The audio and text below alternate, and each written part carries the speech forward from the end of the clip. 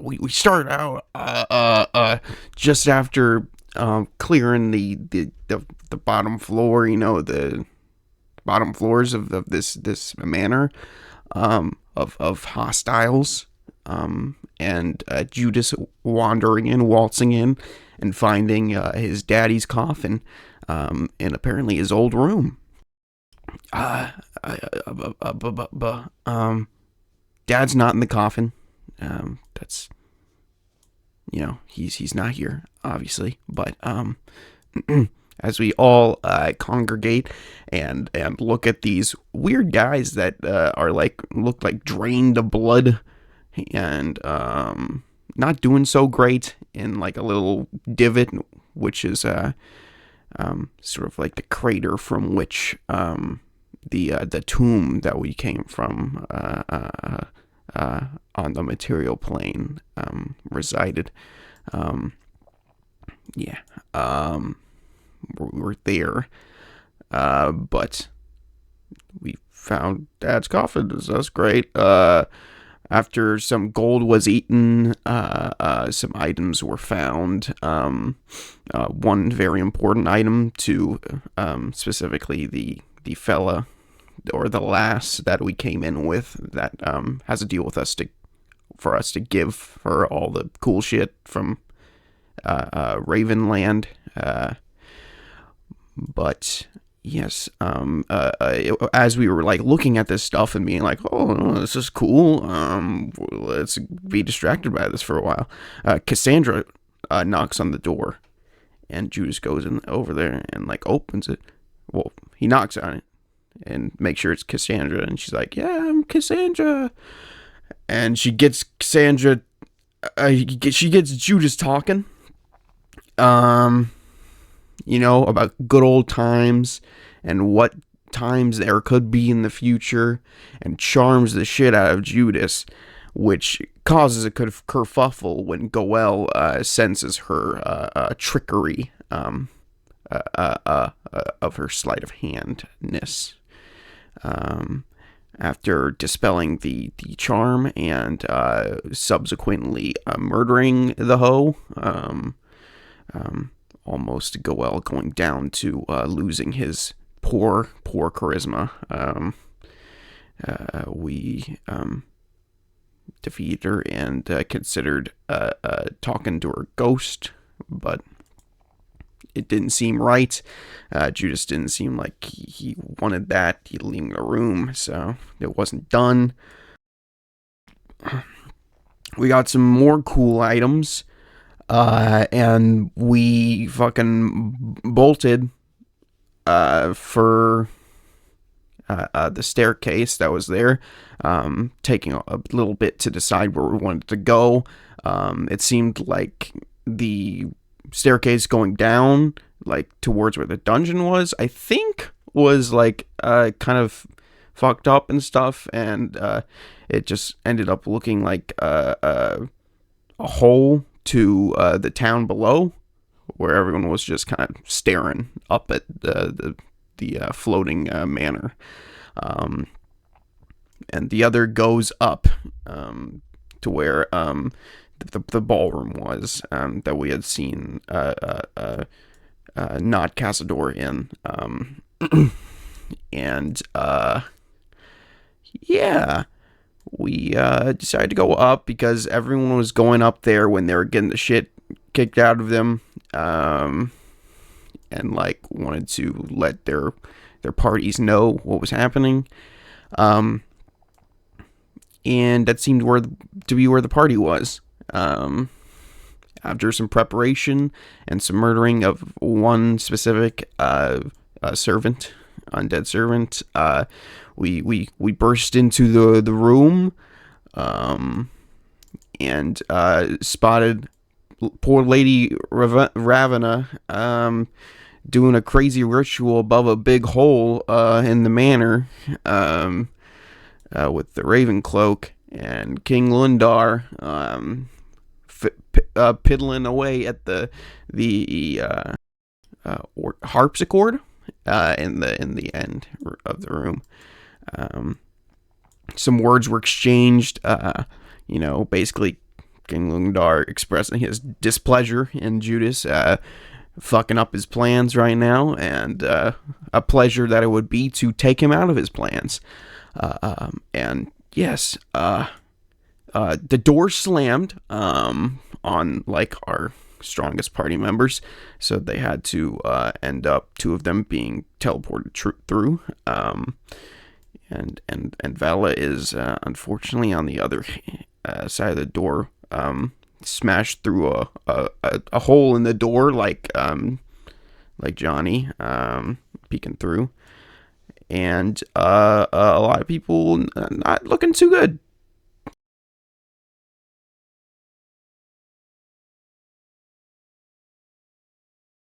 And indeed, this is exactly where we find ourselves as the battle is has just started, yet the timely arrival of the angel can shift the scales in your favor. Start of your turn, Jeffress. Make me a death saving throw on the gym there, if you may. Mm-hmm.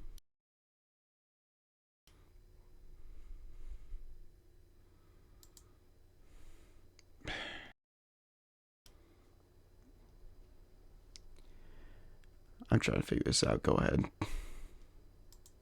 No worries. And whatever the result might be, this is your first death saving throw nonetheless. You also need to make me a wisdom saving throw for the paralysis effect to see if you can also end that. Well, Same thing for my game.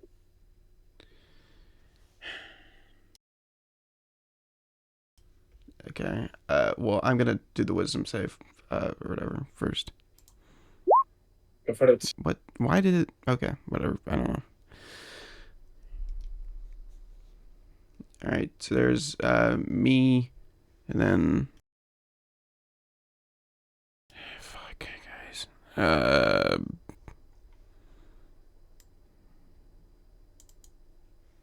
Muggy. Uh,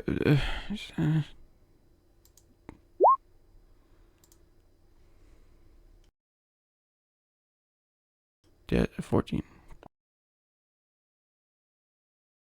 And whenever you do roll with the death saving throws, well, Yeah. do remember that bless still counts for that too.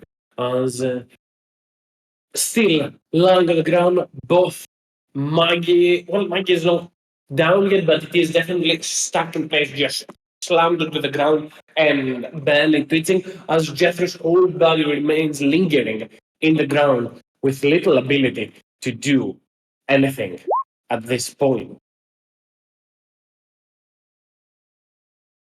Over and towards the celestial spirit. One of the vampire spawn sevens starts to approach. Paralyzed as that also is, it will attempt to draw its energy. 24 will hit.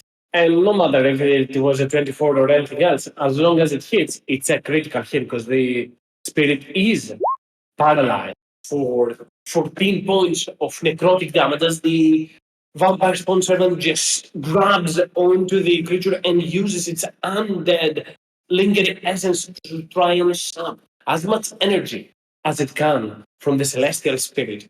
Back there next to Radiant's Jeffers, you are still in this suspended state. Your eyes blink once you see things that happen and then close, shifting back into darkness to give you at the very least a few moments in this unconscious state as you find yourself in. Any thoughts, anything that Jeffress is witnessing in front of his eyes, memories that pass by?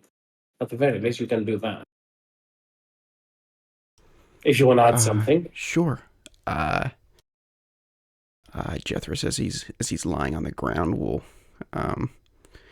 just blearily looking up. Um,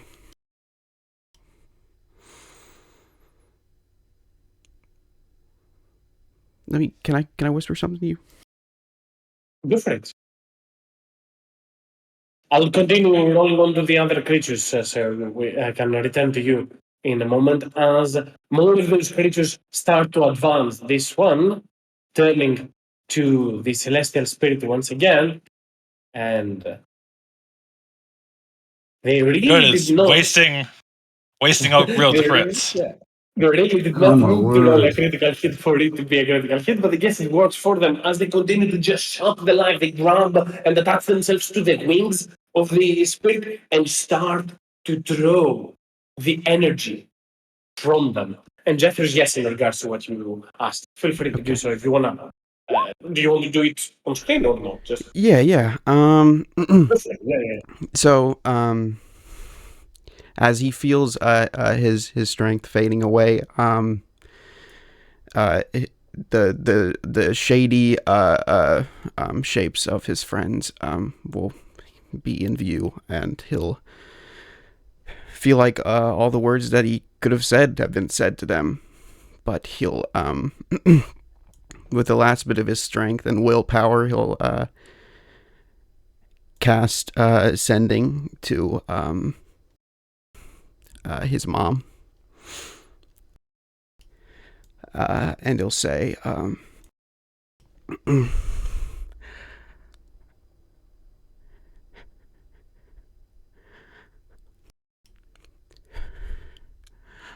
I did my best.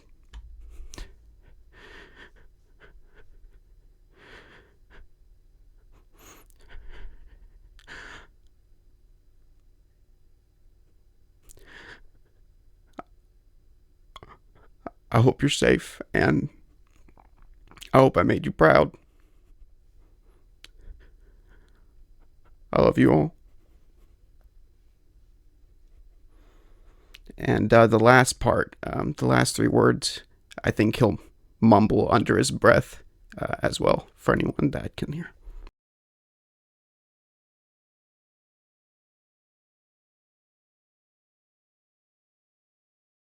And that'll be it.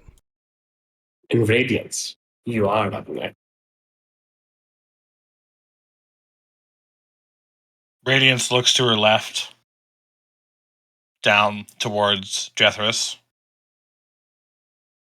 towards the series of enemies that have just jumped into the room, along with the ever-growing threat of the whatever she is, and Judas fighting King Lunder by himself. She will think, and it'll take her a little too long to consider help. But she will sigh and yell through the door towards Vala.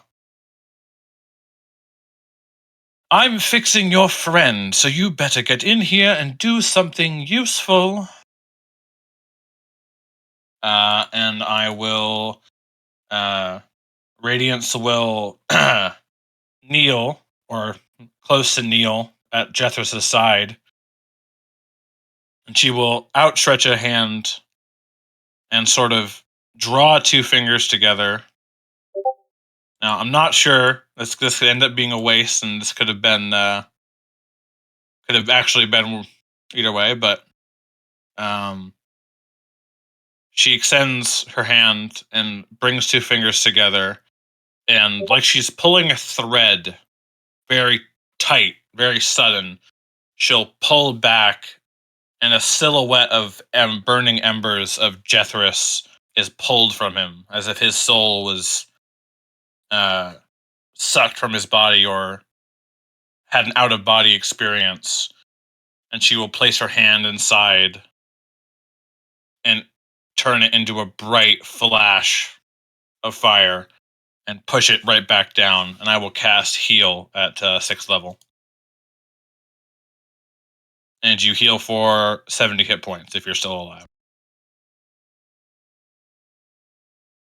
And I believe you're also cleansed of your paralysis? No, it doesn't cleanse paralysis, but If it was due to a poison or disease, he would, but not a spell. yeah, no.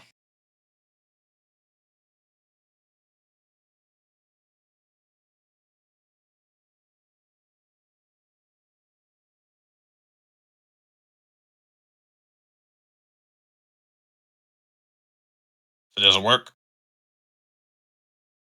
Period. Magic bursting onto Jeffress's body.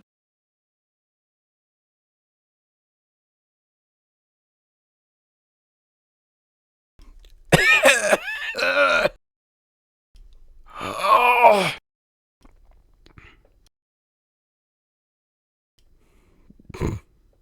Oh my god. Thank you.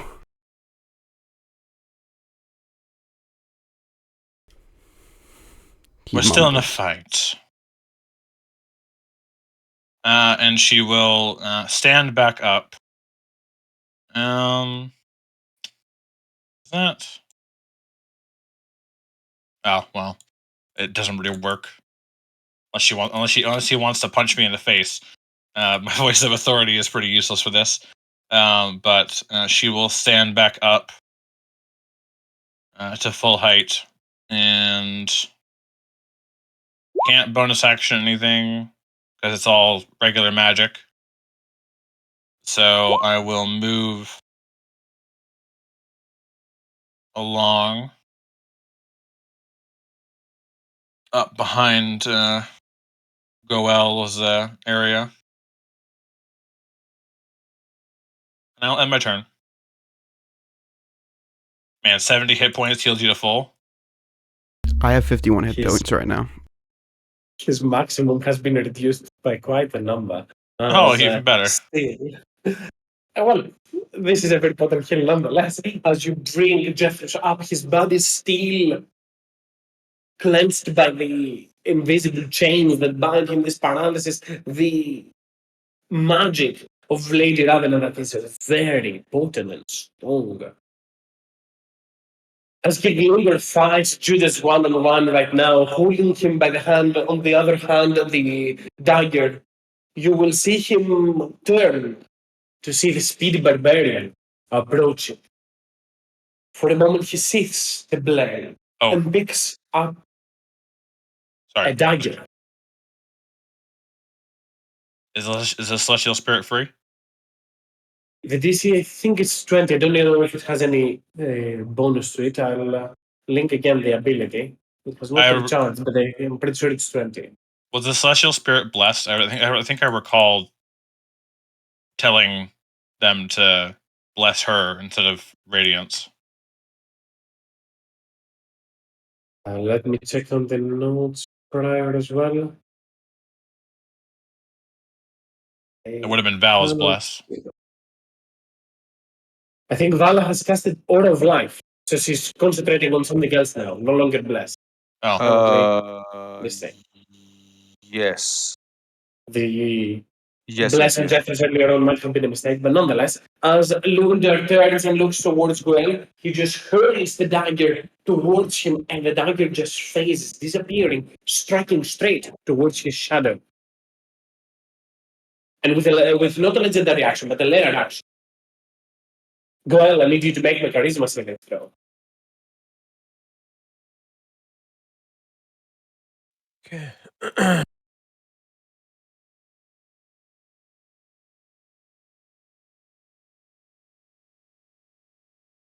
Oh shit. Judas Aura. Yeah, I got my aura. What is going on with the character sheet? Why does it look like this? You have been chewed on by some charisma eating monster recently. Mm-hmm. Can you even make the save? Yeah, you probably can with Judas, but you probably need a very high number. A needs in 15 or higher, probably. Roll. Virtual roll. Character sheet is a little crazy. Okay, now it's better. Charisma, right? -3? Yeah, you need to roll a 14 or higher. Ish. Anyone have a inspo? Let me see. Blah, blah, blah, blah. Oh, it gives him an extra shadow. I do not have an inspiration. I have lots of good wishes for you. Me too, and I don't want the shadow with me. Jeffy? Sure. Yeah. Well, I mean, see, I could give it to you, and you could fail again. I just feel like Wow. it'd be better served if I use it for something that I don't know. I fuck up, and I could have easily did, like say a counterspell against something that's gonna murder us all. Fair enough. Definitely makes a lot of sense. It's very, very hard for Goel to make the save nonetheless. As the weapon strikes in the shadow of Goel, as you speed it forward, you and your shadow detach, and the monstrous shadow of Goel appears behind them. And Judas, you are up next. They act on initiative 20, however, layer actions always lose all initiative time, so they act on the next turn before layer actions. I just to point out is like I think that I thought that spell was worse than I read it, so I thought it was go that's going to get charmed, and we got an extra monster. So I was like, okay, that's less horrible. It's just the extra monster. Still, all this fighting, Judas concentrating, trying to slash it.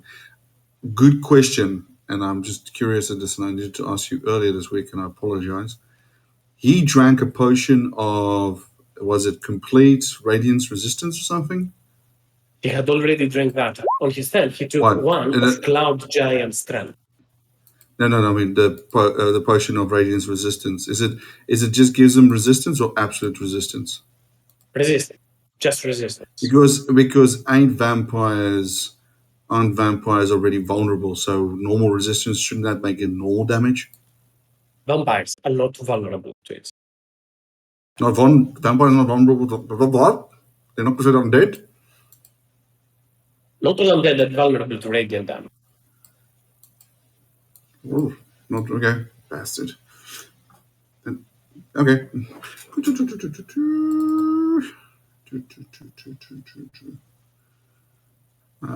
Judas, as he slashes, continues slashing, seeing, hearing, looking behind, sees Jeffress fall. Even as he falls, rage continues to take him and says, everybody just keeps taking from me, keeps making me suffer. Die, leave me peace. As he continues to slash and rages. You can do it.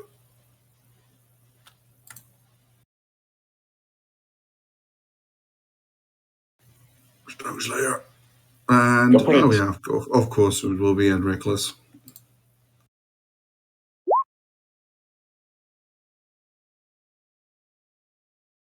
Hits, I'm guessing. Yeah, obviously, 21 will hit King Lunda. Crit. 19. Not so much. 19 will then hit as well. In the playtime, the Lunda has some uses around to try and block as much as he can, but you're still covered, just breaking through. Anything else, Judas? I'm considering he's not concentrating on anything. No, that's basically me. King Lunda sees you as you continue to attack him, and he will reply back in kind using two of his legendary actions as he will speak. Oh, come on, Judas. Why all you want? I am not done draining everything from you just yet. Pulls you up closer, and with advantage, he will bite you as he will use.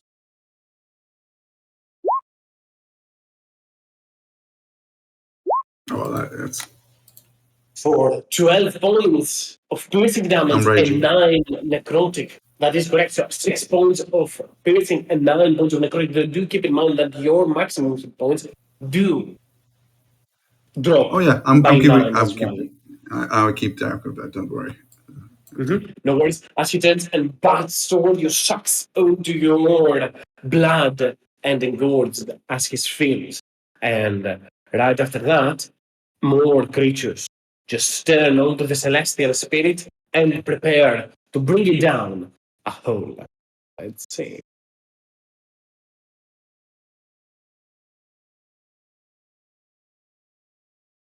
That will hit as well. I'll click from a previous attack so it automatically calculates the critical hit as the creature moves towards them and drains the last bit of the Celestial Spirit. As the Celestial Spirit stands in there completely stuck by the magic of the Nagpa, the undead in there just move and completely consume the last fragments of energy from it. As it takes 27 points of necrotic damage, Celestial Spirit just disperses.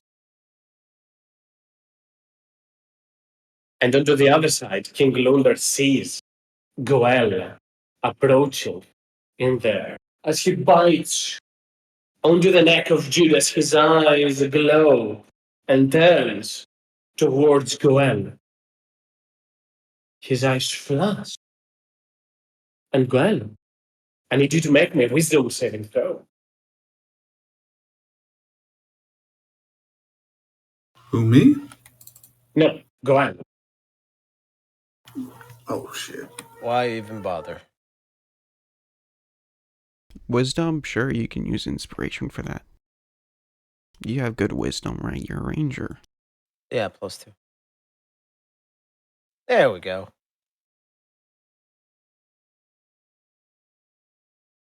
As the eyes flash Goel for a moment, everything slow down.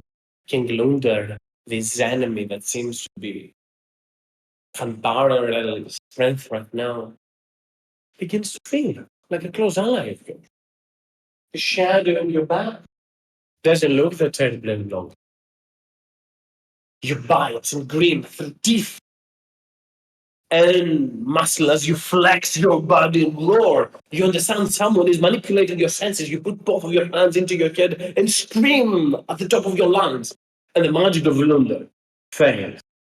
Seems I have underestimated the will of this one, is all that he will say as he drags Judas a little bit, not backwards, more so forwards into here as he already holds him. And Snowstorm is up next, needs to make a death saving throw, do so on the GM layer for that Goel, but also roll me a wisdom saving throw, see if he can get rid of the paralysis.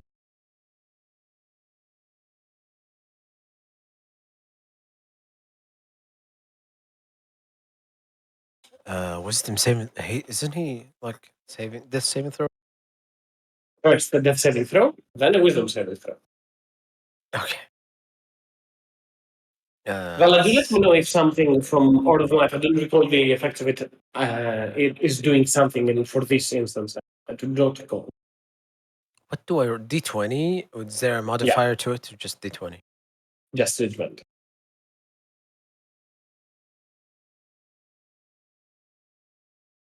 That's a save.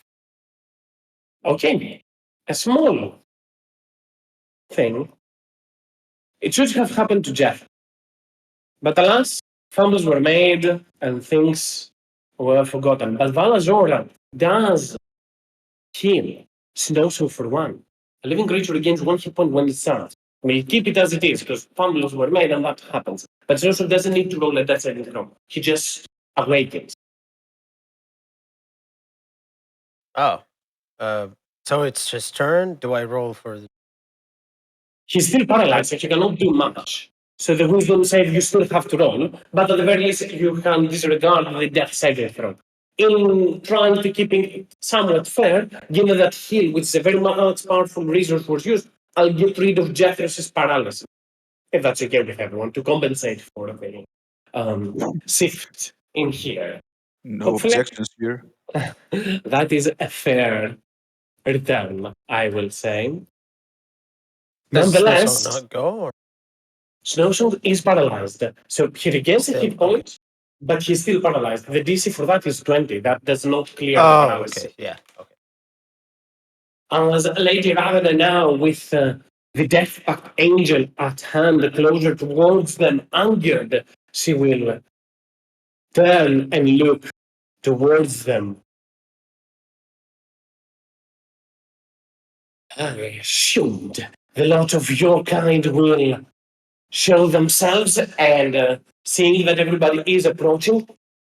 But you are nothing but a pawn for me. and she will just spiral her arms around, and fiery magic will start to erupt. Flames start to erupt. The shadow flames around start to cool and burn as Lady Ravenna, as part of her spell of her multi attack, is casting a spell. Say that right now. This is the indication. If Jeffers or Hammond want to attempt a counter spell, that is the time. Oh, right. I'm no longer stunned. Yeah, that's what I got him for. I don't want my friends to all die. Yeah, I will counter spell at a regular third level.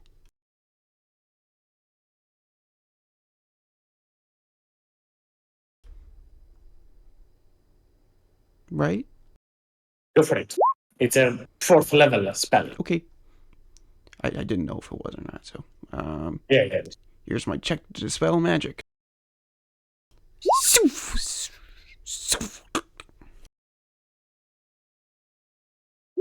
A little fire starts to raise from that point, but Jeffries quickly turns towards her and nullifies the magic. She did not even know that Jeffries was still up. What are you doing? Still up. She turns towards them. Leaning up against a wall, just a wave of unraveling arcana will surround the wherever the firewall was about to encompass, and all the flames that start to rise up will instead turn into little bits and baubles of gemstones and fall to the ground and fizzle away. With the other 2 attacks, she will amass her necrotic energy and blast once towards the Death Pact Angel, which will strike.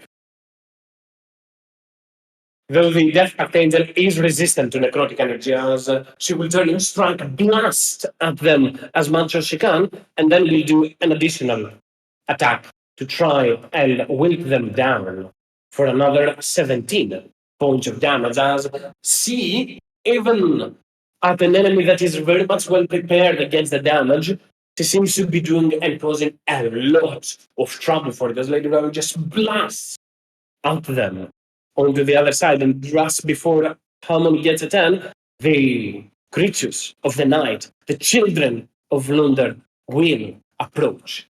And a swarm of bats will fly through the room and attempt to bite Goel. For a single point of piercing damage, all of those bats surround them and Harmony. You are up next. Feel free. I say that for everyone, to take your time. So in case your turn, do not feel that you have to rush. But Harmony, you are up next. So, as I'm just getting into the room, what's this little bubble surrounding? This is more so, not realistically, it's not a hole, but you see down below, it's some sort of magic, some sort of ritual that seems to be affecting the streets of Falls Cliff. This is pretty much where you ventured around in Falls Cliff, just showcasing the, like a, how do I call it? Like a glass, transparent, clearly you can see down into the streets, and you can see all of the people over there. However, both Lady Ravena and the Death Pack Angel are hovering in there. And when Goel, I think, tried to get towards there, he was hovering as well. There was nothing to stop us from touching her. That is correct. All right. Well, I can't fly. So,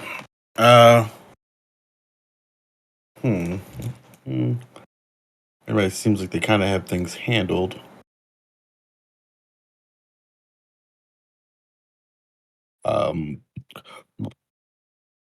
If I attacked and destroyed the door, would I be capable of doing that? The door behind you? Mm-hmm. Yeah. Yeah. Val is still locked outside. Val Right? has already done damage to the door, but she has not destroyed it altogether. Probably a single strike at the door can destroy it completely, because it has been barely left. All right. I'm gonna try just a burst of firebolt to blow it down. That's not an attack.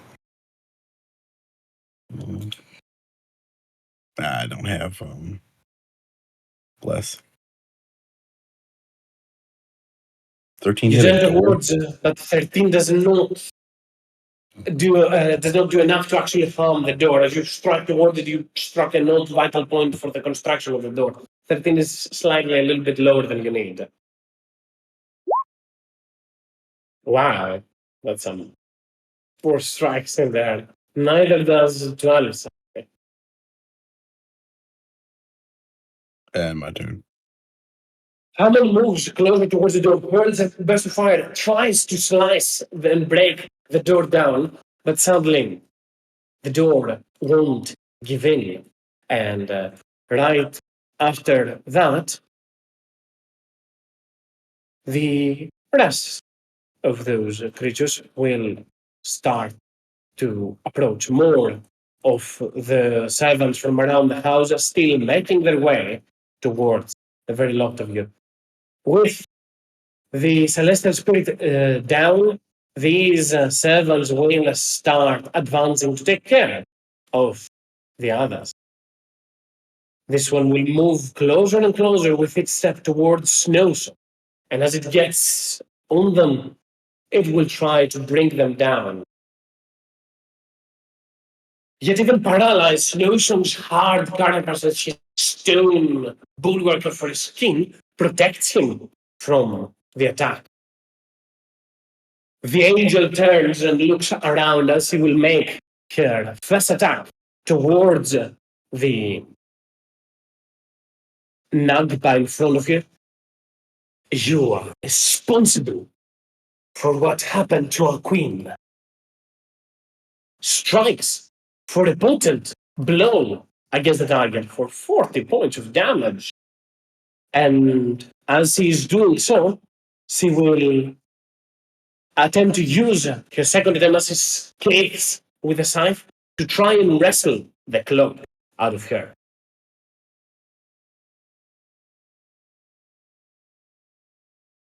The angel tries, but Lady Ravena will not budge, will not give in. And Vala, you're up next. You have vision into the room. The door is somewhat blocked. You have created a small opening in there, but you can see onto the other side. Sadly, you cannot pass through. Well, Um, then You can attempt, I guess, to squeeze through, but it will take an acrobatics check. Not as an action, but part of your movement, if you want to attempt to.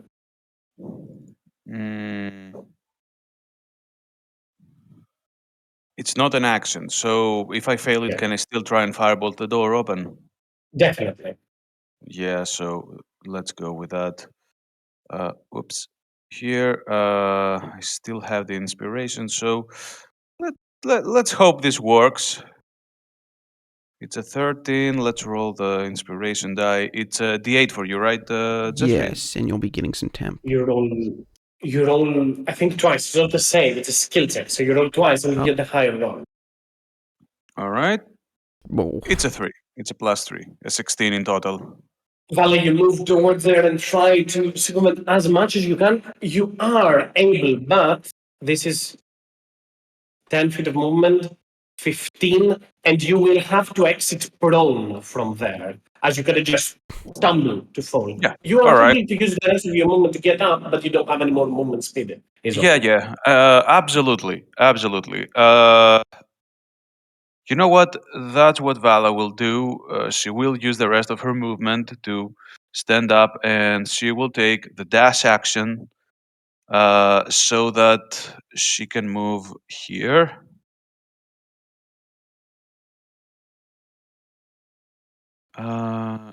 Maybe that's 13 total, right? I'm not a Yeah, I think maniac. so. Yep. Yeah, it's like 25 to 30. Yeah, 30 exactly. Right. So that the light, the the bright fog she's radiating is capable to embrace everyone, so that they are as protected as possible. And for now, she will proceed to. She will sanctuary herself, and that will be Vala's turn for now. As you move up forward, Vala, closer and closer, reaching into your allies, the angel behind you will turn at you. Priestess, help me get this cloak. Now. And that is after your end of the turn. As Goel, you are up next. Okay, finally. Whew. Watch my turn end in like 10 seconds. After your waiting turn, for feel free. 15 minutes. No, it's all right. I have nothing else to do other than just hammer, hammer, hammer. That's did this creature attack me, by the way? I don't. Not yet, because it plays before the layer action, so technically you have a turn to react to it before it actually does it. But basically, it looks like you. So you're basically being swarmed by bats while a shadow version of you is looking at you.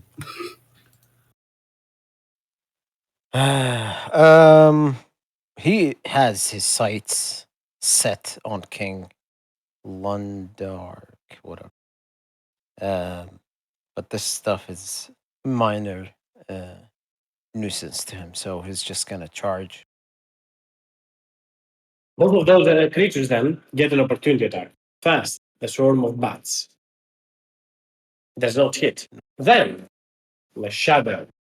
Let's see what the shadow rolls.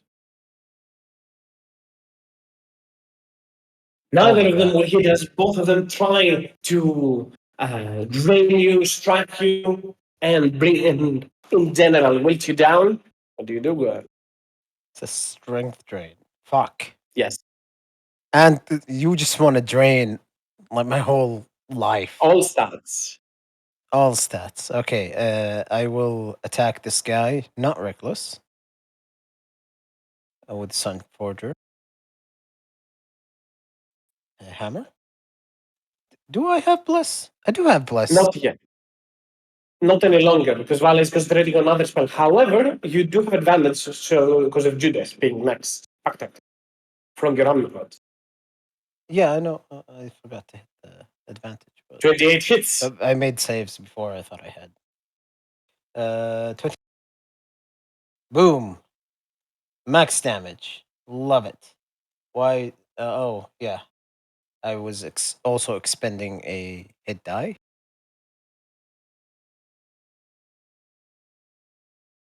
Including is resistant to the necrotic damage, so he will not take all of that, but still, that's a number of damage. It's just To be 4 taken. necrotic.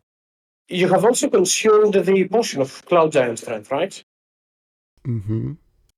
Yeah, Because I yeah. see it This on- is added yeah, in. It's added in. Yeah. Yes, I'm just double checking. A lot, but go for it. Well, I think anything so. else? Is it supposed to be plus 10 to damage? Plus 8. No. It's a plus 8 strength. Plus 8, plus 2 from rage. Okay, second Yeah. attack. Sorry, I'm milking my turn. Ooh, Take every little bit of moment for this. This is a big fight. It's supposed to be as intense as it can get. bonus action attack. Go for it. Love it.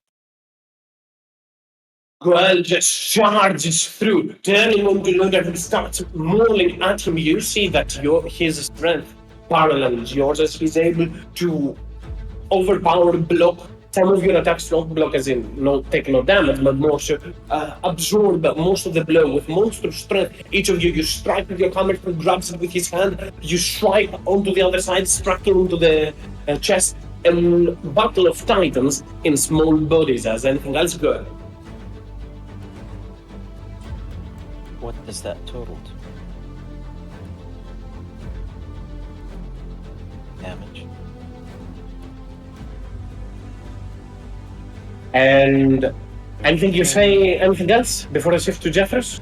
No, Goel is just gonna scream as these things just like they're gonna hit him, but it doesn't actually like land any of the hits. The bats just seem to not bother him at all. The shadow tries to sap from his strength, but he's way too quick for being this large. You must die now. At the king, and that's his turn. And at the end of your turn, as you strike towards him and he's losing some of his vitality, since Lunder regained his legendary actions back, he will, once again, continue to suck on to Judas's body. Turning at them, go ahead, Vala. Yeah, seeing as this bite is going to be nasty, can Vala use her reaction to somewhat soften it? I think you are within range, so yeah, definitely. Let So me it's not a check. critical hit, but still, try. Oh. Actually, I'm barely outside range. And Wow. you do you need Judas or do you need King Lunder to who is making the attacker or the defendant? Let me link. As a reaction, when you... Me. Oh, the ally. Your So, yeah. ally. Yeah. I'm So it barely within... works. Yeah, No worries. excellent. So, Judas, you take 6 points of piercing damage. It's 12 cut 3. down to half 6. No. It's 12 cut down to half 6. And 14 points of necrotic damage, which do bring Why your 14? maximum to yeah. 1. The first from 14. each, I think. Yeah, it has modifiers and everything. As he regains a little bit of the strength. And Jeffrus, you are up next. Wait. Go ahead. I think he takes just 7 necrotic and his hit point maximum is no longer reduced because That of is Aura correct, of Life. because you're within Valazorda. That makes sense. Yeah, and just curious. So 7 necrotic, okay. And just curious, did that add an extra the d6 to that damage or the crit or? No, you don't take the extra critical damage because it's not a critical hit. Sentinel's Death Sword prohibits it. So in total, you just take 6 points of piercing and 7 points of necrotic. A total of 13. And go ahead, Jeffrey. I have a question now. Go for it. Was I in Vala's aura when I got healed? Like, do I have my full hit points back, or is what's happening? What are people talking about that? It prohibits from lowering your hit points. If it is already lowered, Okay. it doesn't change that. Okay, just Yeah. make okay. No worries. Go ahead, Jeff. Muggy's stunned until the end of his turn, so I don't think he can do anything. But he is providing me with an irrepressible spring in my step, which gives me an extra 10 feet of movement. I suffer in pain, realizing that I've already used my feather token, and I can't use it again. But so instead, I will bonus action, painfully, I might add, cast Sanctuary on myself with a 3rd level slot. So I am sanctified. Why do I have a light bulb, by the way? It was because you were at some point concentrating on something, but you can Okay. remove that. Also, keep in mind you don't gain the 10 extra feet of movement because Mike is incapacitated under Okay. paralysis. No worries. Either way, I'm going to dash. Now that I am sanctified and push past Harmony. Oh, excuse me, I gotta fucking go. 10 feet here. He's gonna run past Vala. Excuse me, Vala. Fuck me, man. Go over here. That's 45 feet. And he's gonna run past these guys and try and get to the opposite cord. Both Bats and the Shadow have taken opportunity attack, so they cannot take it again right now. Great. You can move through. I'll try and sit down in front of the harpsichord. You see in front of you, Jeffrus, the music being played, this rite continuing by its own will in front of you. Though there is no tab in front of you, no musical switch in front, you can tell that something magic is happening, and the magic behind it is based on the sound. Anything else, Jeffrus? Let's see.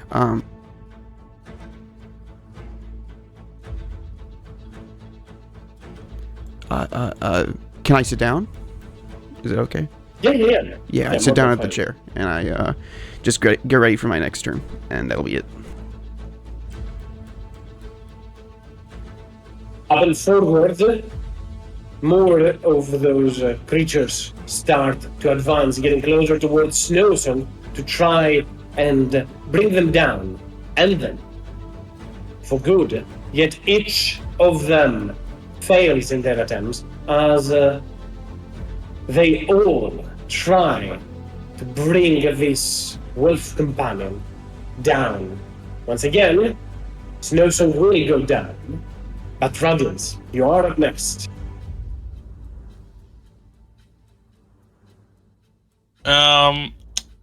Well, I lost my mean girl status when I used heal on Jethris, so I'm gonna have to get it back. So I'm gonna move right up behind Judas. I need to see.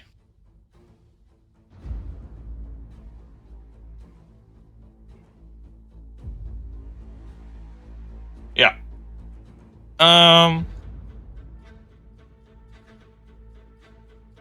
Radiance, seeing that the Celestial Spirit is down, she was going to pull some magic from it, but whatever is left, she will draw from the space around the lights in the room will flicker, and she will just point towards this direction, and I will cast Sunbeam at 7th level. Radiance starts to glow with light. Potent, charming, blazing fury as then extends and blasts everything out to the throne. It's a concept, correct? It is. Let's see. Don't think it First, gets. for the angel. Second, from Lady Ravena.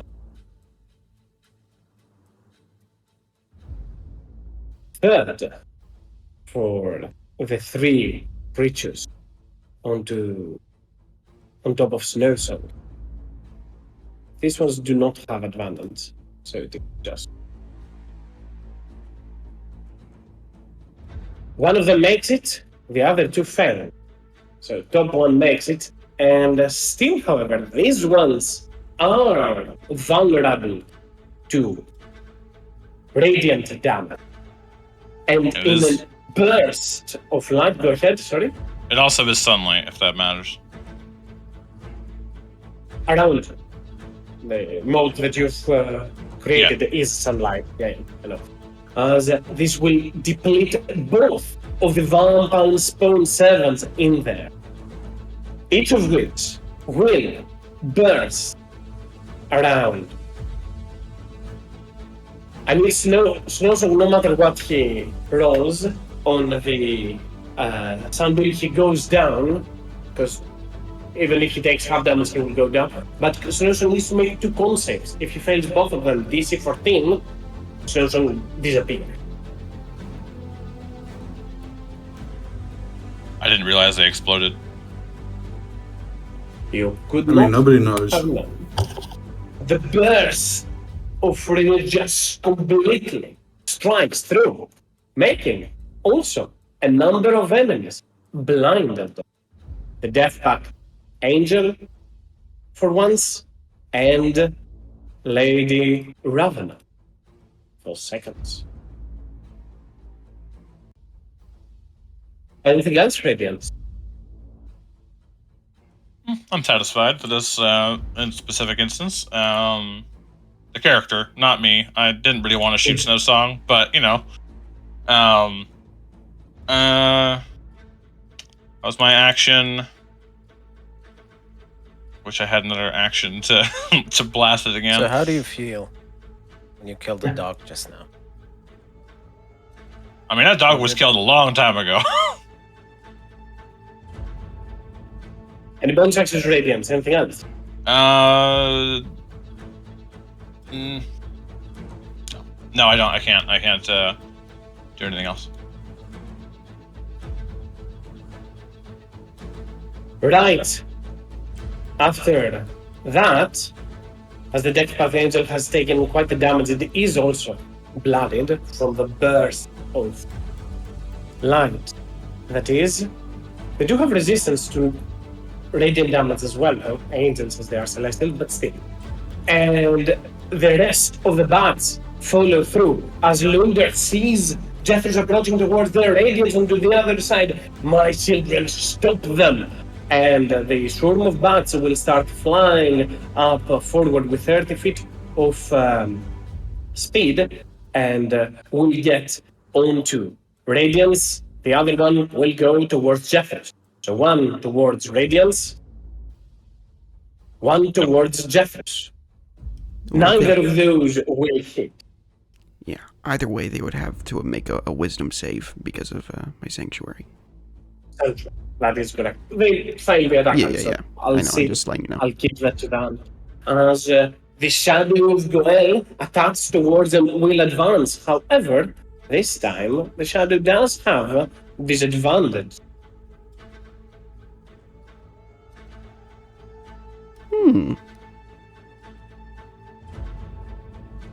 Does that hit you, Goel? Yes. You take 8 points of necrotic, and your strength is reduced by Does 4. However, That's temp it does HP not though. affect. It still affects you. That doesn't change. However, you take only 4 necrotic. Correct. Thank you, Val. However, your total strength right now, because you're under the effects of the potion, does not change. Just your other strength. Keep a track on that. In the case that the shadow actually brings that total down to 0. Because if it does, you are dead. But your total right now is equivalent to the Cloud Giant strength. Not the true total. Yeah, just like I had the belt with Ella. Yep. We had the same encounter. Angered by all of that, Luda will summon a spectre, but only briefly, to take a strike towards Jeffers. Once again, they have the stats of spectre, and they make a disadvantage. You also have to make a I wisdom guess- save. Yeah, I guess that would be. I hate to. I'll re-roll this totally, but given that Jeffrus has a sanctuary on them, he wouldn't target Jeffrus because they cannot make the attack elsewhere. I guess they can do so to Goel, so I'll make the wisdom save. Let's see if it works. The It 16 fails. make it. My DC So is 20. the 22 is instead on Goel, who takes only 8 points of necrotic damage. As the creature turns and tries to attack Jeffrus, yet the magic glimmers around him, protects him, and the spectre just turns around, swipes at Goel, and then disappears. For 8 points of necrotic damage. And Judas, you are up next. I mean, damn, guys. This guy's not even bloodied yet.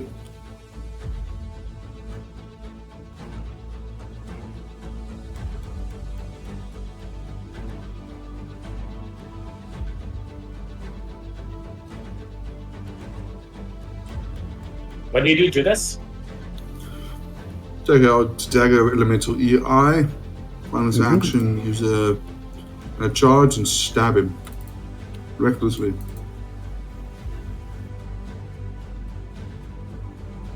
You see him pulling a dagger, you do so yourself. You grab a dagger and it glows with magic as you turn and attempt to stab him. Go for it. Make the attack roll. Fuck me. 16 will just sting strike at the plate of Lunder. You can repeat the attack. Wow. Jesus. Wow. You try again and again to try and strike at them. But neither of those hits will amount to more than some scratches onto their blade. Anything else, Judas? I'm prepared to die. And as you do so, he will use his last legendary action to just shove you and push you a little bit to the side, as in an attempt to not take opportunity attacks as well. He will move and get a little bit closer towards Radiance as he grabs Judas from the side, gets closer towards Radiance, and prepares to strike as he is angered by the sunlight on him. And those creatures, they're afraid of the sunlight. Just curious, Come again? does he just push me, or what's the story? Yeah, Or they're not he getting drags you pushed with back? it. He's moving, you're already grappling, so you can just move. I'm not half supposed to be speed grappled, am I? You've been grappled since you were attacked. Oh, fuck me. from the unarmed strike. As more creatures start to get closer to aid at the master, Luder will let you go now, Judas, as he will grab with both of his weapons his blade, and he will turn and swipe towards Radiance. However, at the start of his turn, a vampire, as he is, he takes 20 points of damage, and he does make the attack at disadvantage. Well, I thought his resistance, so radiance damage is not sunlight. There's two different things. There That is a still difference hits. between both the radiant damage and sunlight. These are, one of them is light, the other one is type of damage. As Lunder will turn towards you, Radiance, and swipe once for a potent cut of 30 points of slashing damage. And As that happens, the slash zone disappears and the wound zone reappears on Judas's chest as blood suddenly spurts out on top of the side of King Lundar. I think you cannot reduce the amount of damage that you take from your aura. Link the ability, so you take the full amount of 30, and he then slices at Radiance, but Radiance remains unharmed. He then looks towards you, Judas. You're going to regret one. And he will turn once again with a second attack and make one more strike towards Radiance. Yeesh. I think that also hits. I don't think. He's at 4. Go ahead. Well, I guess it's Judas's choice, but I think he doesn't need a reaction to do his aura, does it? I mean, isn't it like just a passive effect? No. I'll quickly I'm pretty check. sure it takes the.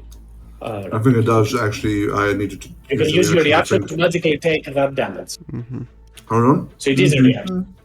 Yeah, As it's a he will reaction, turn, unfortunately. and as he strikes with his weapon towards you, Radiance, you will take 24 points of slashing down as the glowing ruby mote inside the carnelian, not a ruby, sorry. The carnelian inside the blade will hunger for more. Let me just adjust. I'm now at number. Give me a moment. Okay. I will. And you will take a moment, because you will take 68 extra points of damage from that. Ah, there Oh. it is. I was wondering where all that damage went. 10. What? So is that a total? Is that like? That is part of the attack. It's the same, the blade. It's effect of the weapon, that is. Okay, he so will then turn my- towards you and slices towards you for a total of 51 points of damage. So that's a DC 25 con. Can you make it? I can with Judas, but Go with for a it. really high roll. I just need a minus 27 now. That's all. So I need to roll high. Not like that, however. Close. I think I've got an inspiration. Nah, I haven't. The blade seeps, and you see the carnelian in it glow with energy and feeds from your blood as you see even King Lunder stretching himself, the blood pulsing in the veins of him as the weapon drains some of the vitality of him as well for this. Lady Ravena is blinded, however, but so is the Death Pact Angel, and will take a few steps behind, unable to do much in the process, unable to become completely aware of what is happening around. The Nadpa will turn to with her guys and attempt to make a handful of bursts, even so blinded, as she takes a little bit of a distance first, and then will attempt to blast towards Vala. First, you will see fire coming out of her hands, this time preparing to unleash it, not raise it from the ground, as once again, either Jeffers or Harmony, if you want, you can attempt to counter spell. It's targeting Vala. Close around the area around Vala, it's not on here, but yeah. It hurts, but I'm not going to counter spell. I'll counter spell. Level 5. The plane to the Nagba completely with her, as this time you will not need to make a check, as the Nagba attempted to cast a fireball centered around Vala, but that will not hit, as it will then advantage the advantage. These are normal attacks and attempt to blast with Deathly Ray once at the Angel of the Raven Queen, and once again, second hits for another 14 points of damage. The swarm of bats continue to flock and follow around their targets towards Goel. This one will attempt to bite, Cool. Shit. though not able to pierce his harsh skin and Harmony. You are up next. Alright, now that she's close to the edge.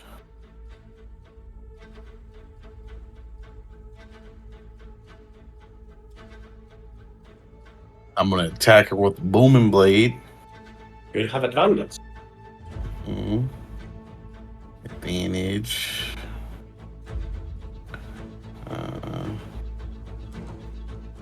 Booming blade. Oh, do I get sneak attack from that too? Yep. Mm-hmm. You have advantage. I'm sorry, what did you say? You have advantage. That's always sneak attack.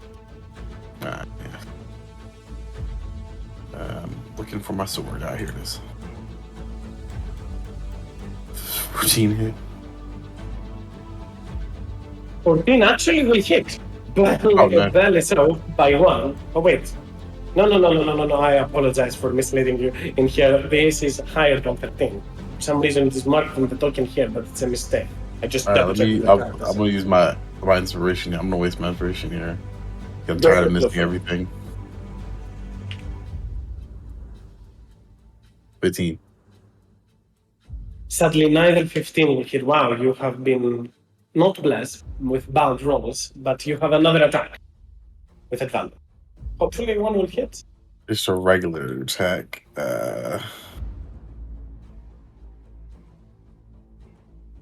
Do roll again to see if you get a crit, because it's still advantage. The creature is blinded, not for the... Yep.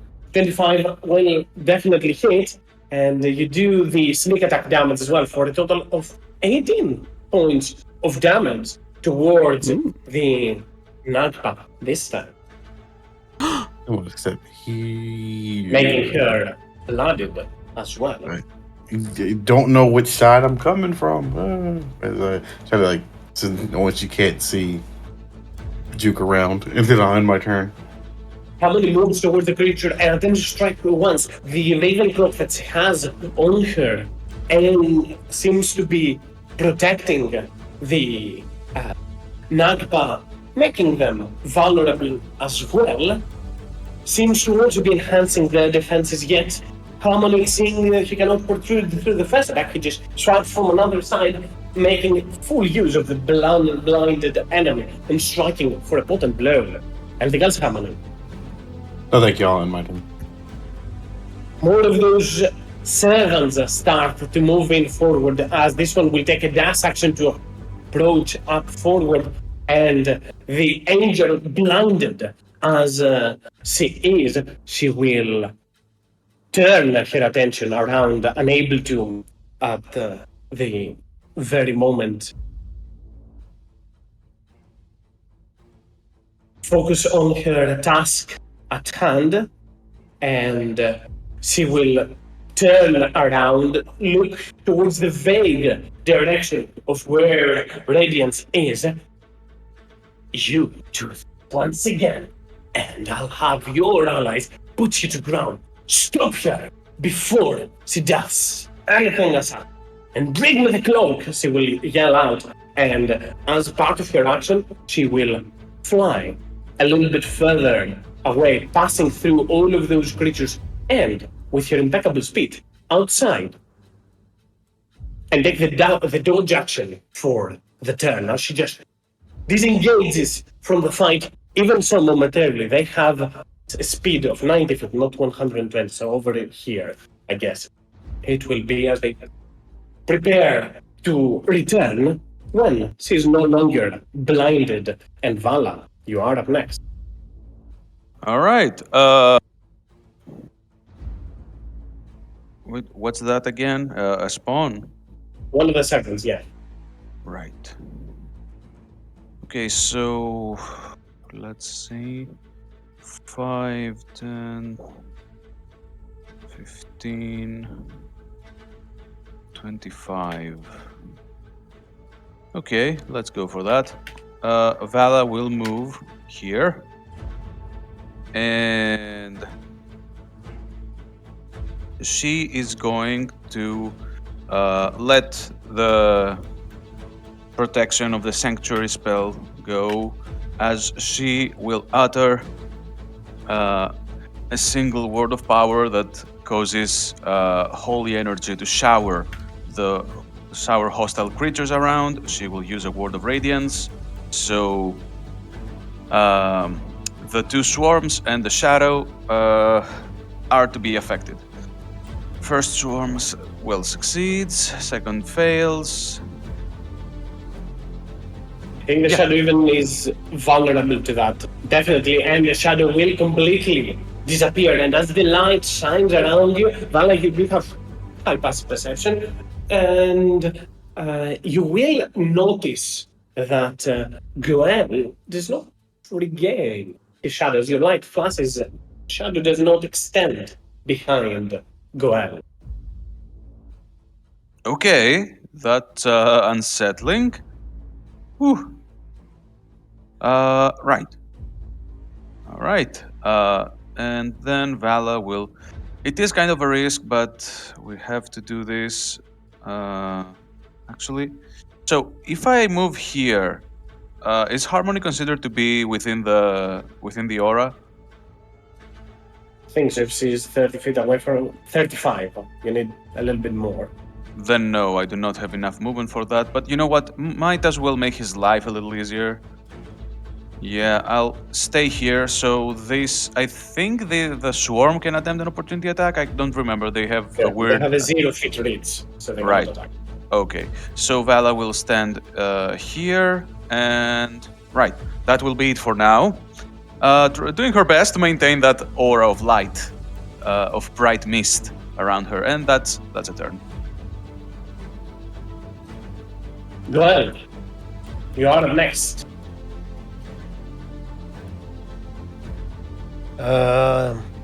Once again, going up to the king. Take an opportunity You attack will from the not swarm escape. above. Hits. For 3 points of piercing. It's hammer time, bitches.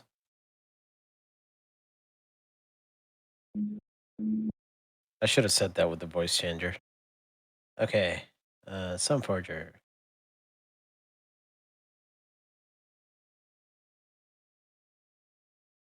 Again. I usually One of vote our hits? Republican, but I'm also voting for Andy Bashir. I definitely feel Okay, Hello? for definitely hits. Yeah. I usually vote And bonus Republican, action attack. but I'm also voting for Andy Bashir. I definitely feel Kentucky's moving forward under Andy.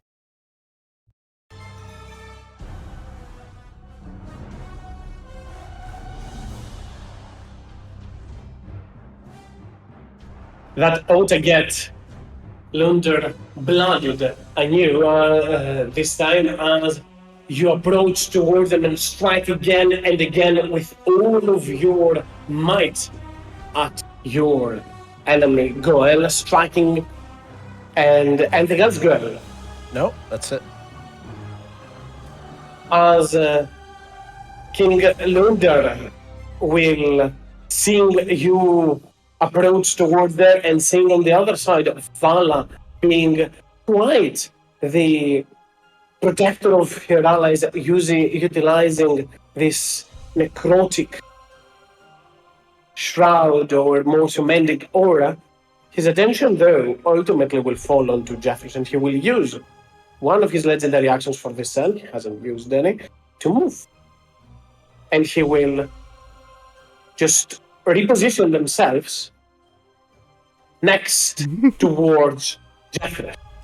And Jeffress, you are up next as King Luger in a flash of moment as he becomes one with the badge, reappears next towards you. Jeffress, stop whatever it is that you are doing.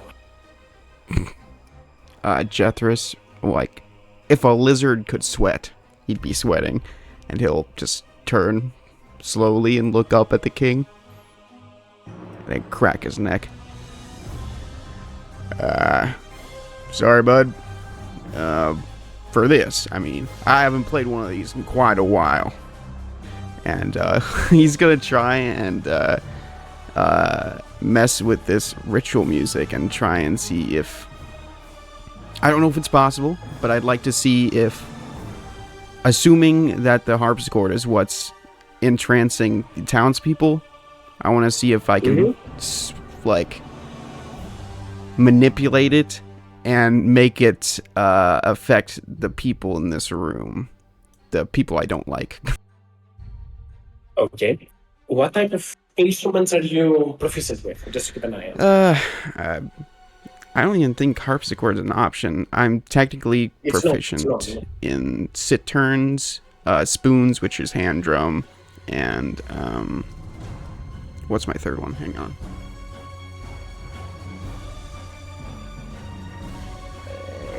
Flute, which is a jug. What was the first one you mentioned? Just to keep an eye on. Well, it says here on my sheet lute, but I think I changed it to cittern since that's what I got for the magic.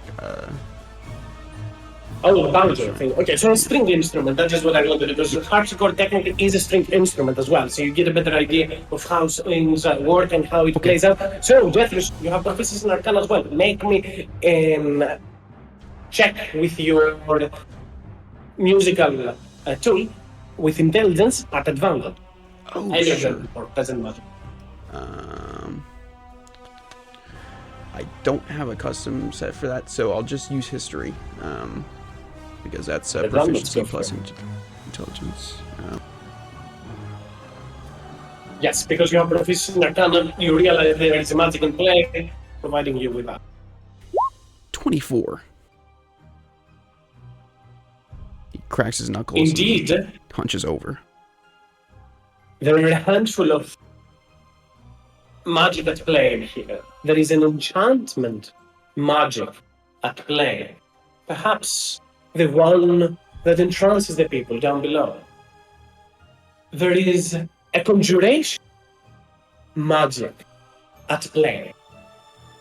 Probably the one that links the spots together from the Shadowfell to the material plane. The gap in the middle, as you can see. And there is a transmutation aura as well. Something meant to change. With your action, you can affect one of this. You can, as you have probably proclaimed, either stop the enchantment on the people down below, close this rift, and potentially cause creatures to fall who are inside, or end this transmutation magic, which with a 24 you don't necessarily understand what it does, but you can assume that it has something to do with the claw.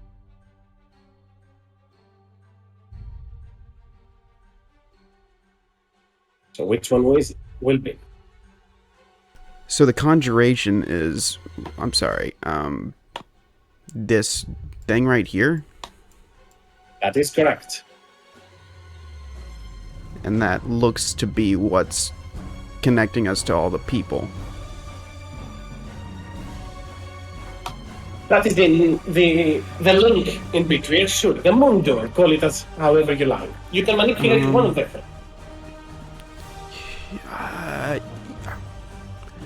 Sure. Could I change where it goes? Or is it just turn it off? You can also stop it to Okay. open to something else completely. It will take multiple rounds to do something akin to that. Yeah. Just change the melody altogether. I'll just at this point try and remove the people of the town from the equation, I guess. Right, guys? I mean, I don't know. I mean, it does sound like a plan. I'm trying to find out what's most beneficial for us. And I don't think these vampires guys can probably be charmed, so yeah, that's what I'll do. I'll just take their sacrifices away for now. Close the door. You move towards there, Jeffrey, and disrupt, shift the melody itself. You can see Luger turning right next towards you. His hands onto his ears, you as well. What are you doing? The cacophony of sounds that need Jethros to make him a constitution saving throw. The same thing up to Gwen. I think that's 20 feet. 15 feet. Yeah, it is. Nope, it's 20 feet. Perhaps it goes from here. I need Radiance, Vala, Goel, obviously the bats, and Jeff, and King Lunder as well. All in aura. No.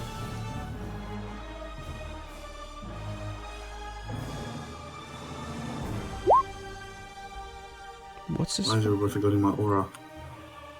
You will find out very, very soon. I just released evil upon us.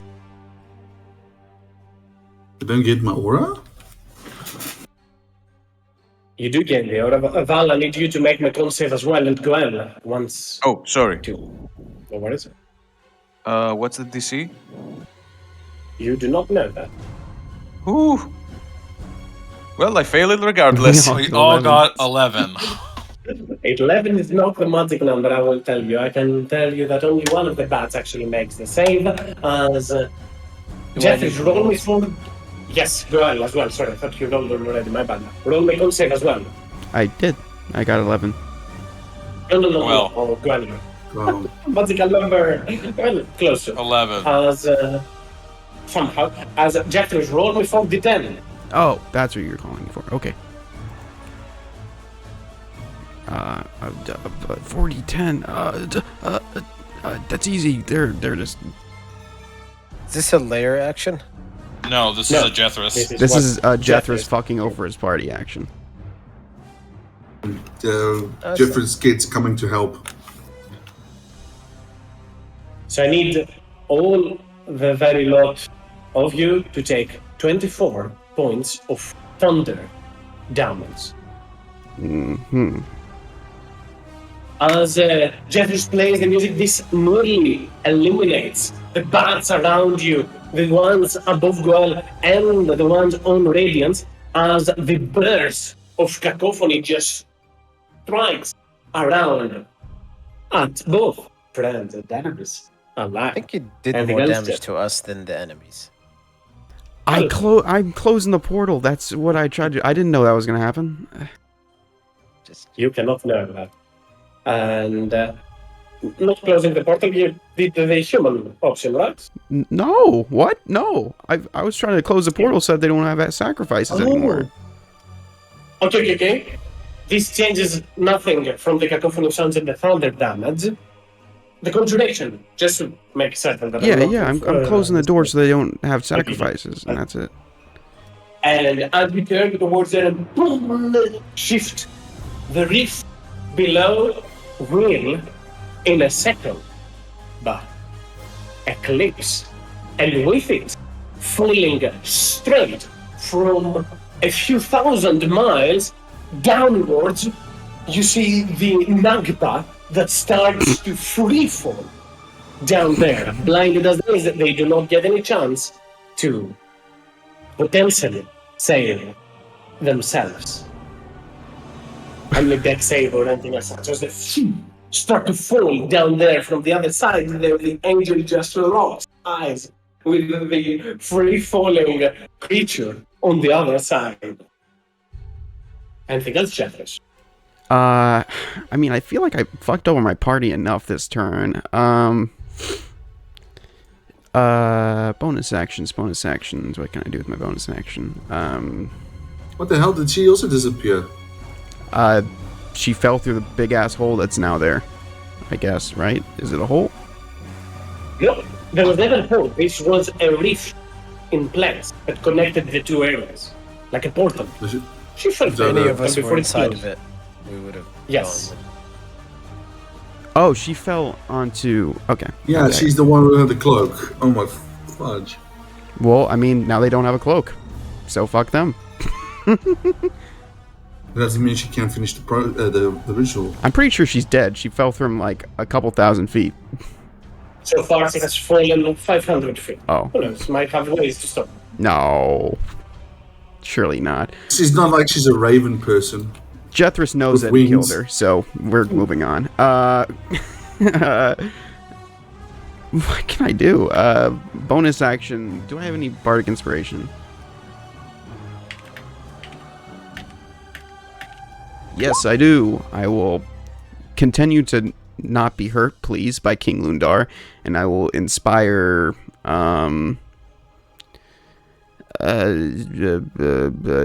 Judas?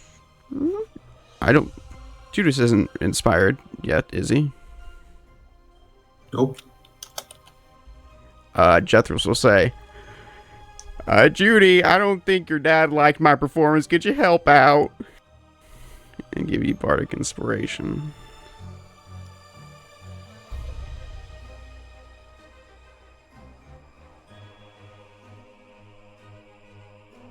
And I think that you tell Jeffers.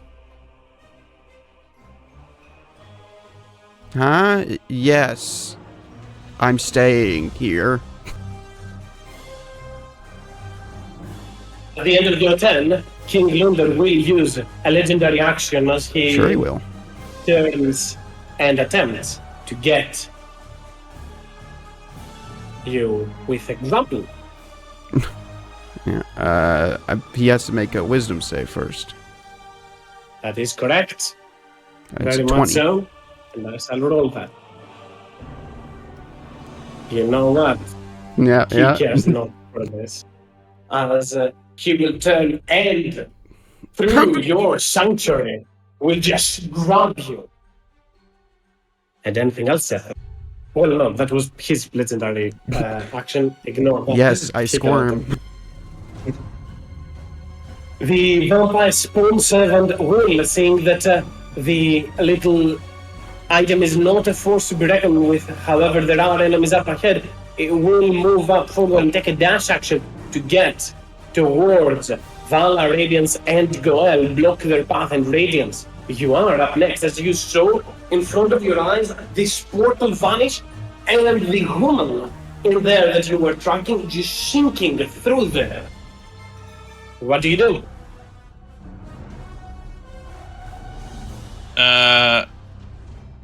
Curse. Probably one of those things. But she will move around Vala up to here towards King Lindar. Or actually, I can do it from here, and then I'll see what happens. I will. Smoke will gather around my hands as I will push them towards him. I'm not. These guys are just using claws, right?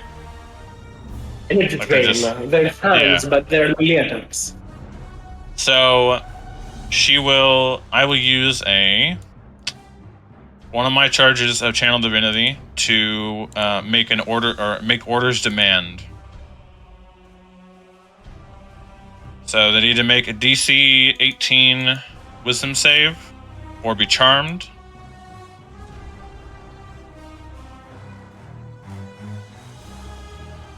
So that is on King Lunder, the creature here and the creature over there, right?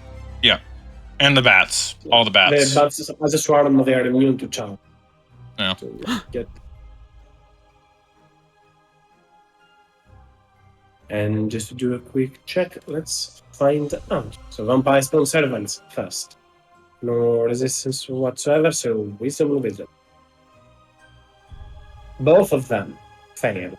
And let's go on to Londa. Mm-hmm. Sorry, a lot of stab blocks on my face right now. Oh, why do I even try? I think he barely makes it, right? Yeah. As Radiance Just turns towards there and unleashes her presence to of authority around them. Yet Lunder resists, potent as his mind is. Anything else, Radiance?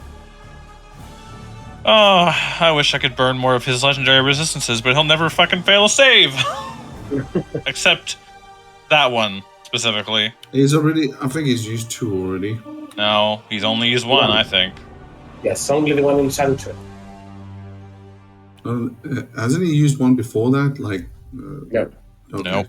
Okay. He's only been swung at. We haven't, none of us have done any spells on him. Pretty much. So, Anything I else? will then use my Okay. bonus action to try and cast a spell. There is no counter-specific lane here, so preferably. So, he's undead, can't do that. That's part of it. He's undead, that doesn't work.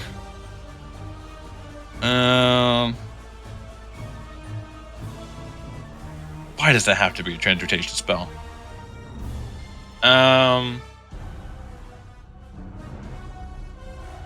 I mean,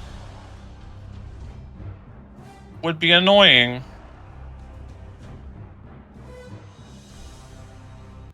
Yeah, fuck it. Fuck it. This is just disparity at its finest. And I want to try and affect multiple creatures at once. So I'm going to cast Compulsion as a bonus action on everything, any enemy. So I would like all of them to make another wisdom saving throw. I assume the bats do not roll the save. It is against charm, right? Does that Yes. make them charm? Or? Okay. Yeah, So, it's charm. I'll assume, given that they are already charmed, the vampire sponsor, they just allow you to entrance them with their magic. No save required for right now. I will only roll for King Lunder.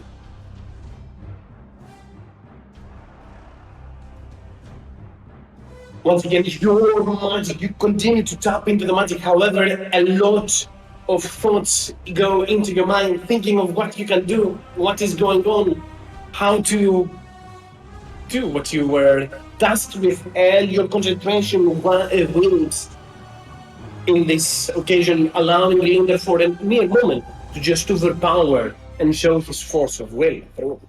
Anything else, ready? Nope, that'll be it.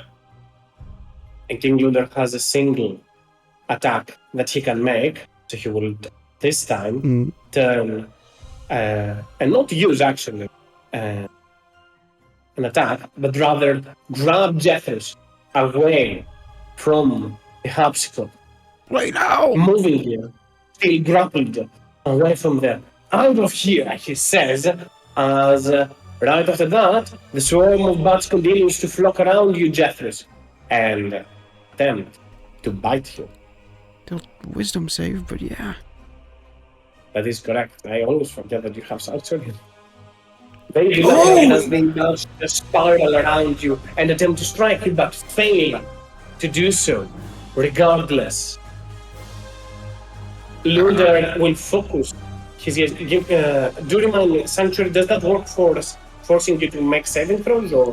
Let me link the spell. I think it does. It's just area of effect or multiple target spells, I think. So if it's multiple targets, then they still have to make the saving throw. No, okay, so he can only use the work shadow ability against him, is what I'm getting at. Nevertheless, this time, Agent Judas is targeting the strength ones. Focused on them. So this time, as Luther moves in the house, Jefferson one arm with his weapon of the other hurls this phantasmal dagger towards you, Judas. Make me your charisma saving throw. Fuck my! What is happening? Anybody got an inspiration? Fuck that. Haven't had one the entire time. You have Oh, Bardic, this is though. bullshit. It's a fail regardless, isn't it? I have a, No, it's a Bardic D8. can save. Yeah, Bardic can save it, but well, it's like 40%. No, not one is a failure, isn't it? Doesn't matter. No, you're thinking Baldur's Gate 3. Either way, you get 8 temporary hit points. Oh well. So congrats. I am so pissed right now. And the shadow, your shadow leaves your body and appears behind you as Judas. You are up next. Once again, the creature does not act until its next turn, so you do have a time to dispose it, but nonetheless, you are up next. It doesn't have reaction when it hasn't had a turn yet. Not yet, no. It has reactions normally. Everything it has, it just doesn't act right away. Because the lair always loses initiative time. Whatever. Just give me attack.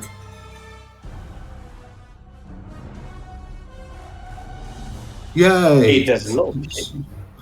Small mercies.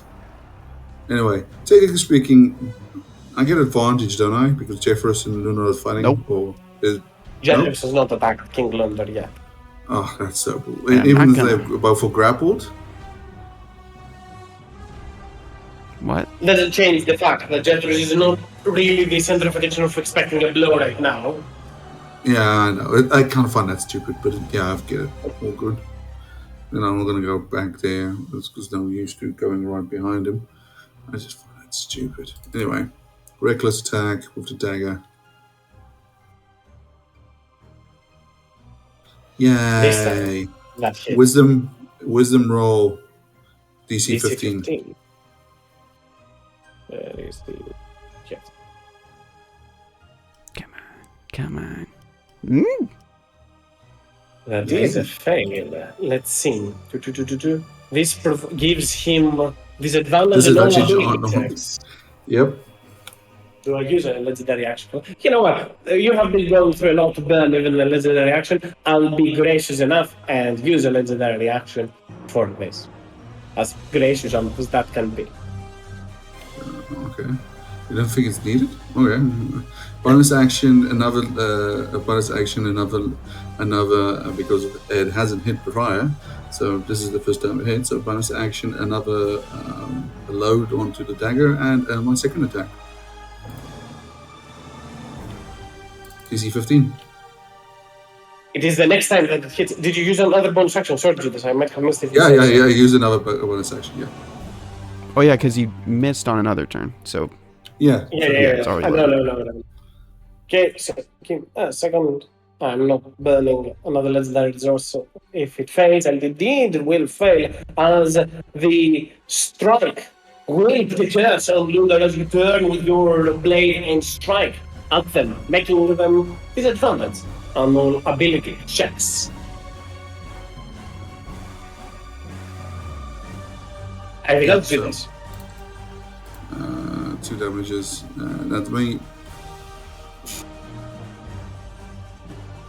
Remind me, Radiance, since you have used both the Voice of Authority and the Compassion, what do those creatures do for this turn? I think they do nothing, right? Or Well, they're charmed by me. okay. And the compulsion means I think they have to use their. They either can take an action right now, or they can use then use movement, or they can move and then because they're forced to move, but they can choose to take actions at the start or end of it. Where do you want them to move? I hate how this spell is worded. It's like horizontally to you. It's like, why don't they just say that it moves? Any direction, I don't care. As long as it's not upwards or downwards. So I'll have this one move 30 feet or however long it can move away.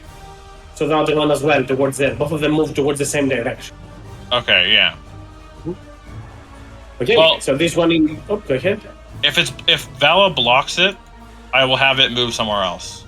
I mean, it moves like that. Like it's doing its best to get to the area that it wants. Something Okay. like that. All right. Yeah. Then it goes that direction. Both of them do. So this one will pretty much use its dash action to return. So it goes 30 feet towards there, and then realizes that it does not will to give that and returns over there. The other one will use its action first to try and wield Vala. I do not think that hits you, Vala. That does not, even with my lower DC. And the creature will then, forced to move against its own will get towards there. Vala, you do get an opportunity attack if that amounts to anything. No point in doing that. Kaz.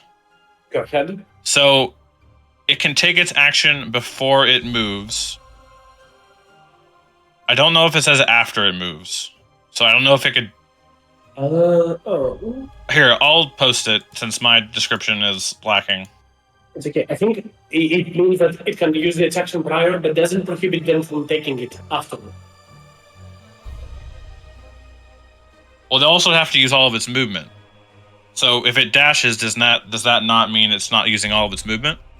Technically, that's a weird thing. I guess it will take a dodge action. It's a little bit of a weird. I'm not gonna stake a lot on this right now. Also, I forgot that I played both creatures. I should have played only one. I'll keep an eye on this one so it does not take another turn when its initiative comes up. But Vala, any opportunity attacks? No. More than fine, as Lunder, having already jetted by the side, he will turn and look towards Judas.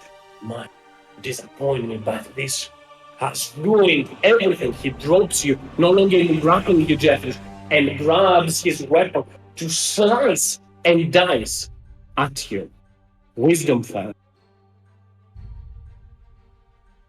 That Succeeds. strike me. That hits. Just barely, yeah. For 24 points of slashing damage, and give me just that's 2, so I can do another up to 4. Never mind, I can do a little bit less. And I will add, once again, 2 extra D8 for this. For additional 7 points of damage, and that brings it up to 4. As he turns towards Jethros and slices once. Shit. Does the sanctuary drop on him? Or? I I think it doesn't. It doesn't say. No, it's not concentration. Sanctuary is not a concentration spell. It just Yeah, is. Sanctuary Yeah. drops if only if Zethros does something hostile. Okay, so it's still on him, yet that does not mean that the King Luder is done with him, and he really wants to punish Jethro for what he did. If he'll make another wisdom saving throw.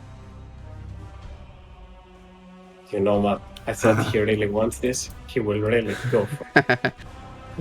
And he will just grab his blade, raise it up high, and slash, plunge down the blade onto Jethros. Is Jeffers, are you down or are you still up? I'm fully down. Oh shit! This After is the 2 first attack. automatic fails. This is also a critical hit. Critical hit as well. Fuck. Yes. Are you gonna take it for King Judas or? Question: since this is considered a critical hit, could Vala use her reaction on that? I think suppose it won't. Yeah, it suffers a critical hit. So you can mitigate that part at Yeah. least. The second death fail. So yeah. And Vala- what is your total health points as well? Because that, technically speaking, if he does a certain amount of damage, it kills you outright, doesn't it? Well, 51. he'd have to deal all his hit points in a 50. single strike. 50 So damage. yeah, it's not impossible with the amount of damage he's rolling, but I can just negate the critical. So, and I think you have to take it in a single blow, not in increments. Yeah, but you can use the yeah. One, Zephyrus.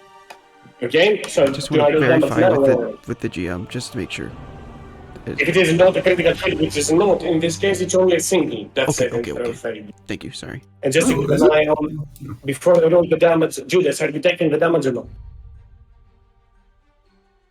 Yeah. I mean, I'll take who the is damage this in this lizard guy to case. you?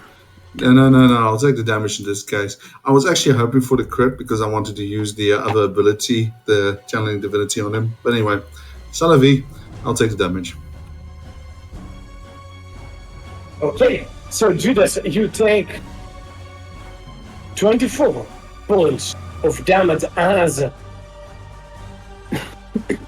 Lunder plunges his blade onto Jeffers and tries to bring them down. His blade sips into the body and then starts slowly to raise as Judas, you wail in pain and raise your hand, glow with light. Lunder sees the weapon outstretched and in spectral hand, the glow with radiance down below, rushing out from Jeffers' chest, slowly bringing it upwards. And I Don't think that is hurt my all of this. friend.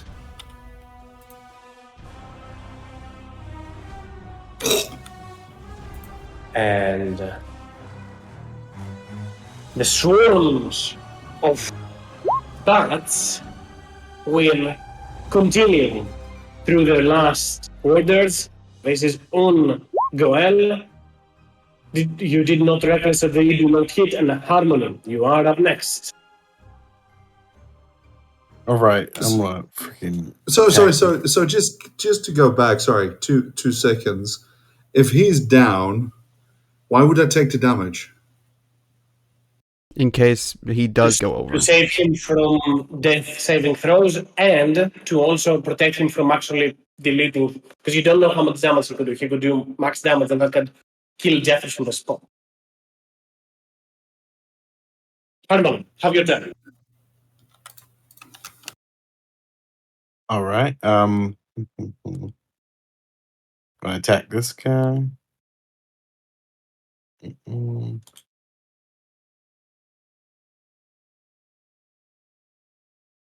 24 with a booming blade.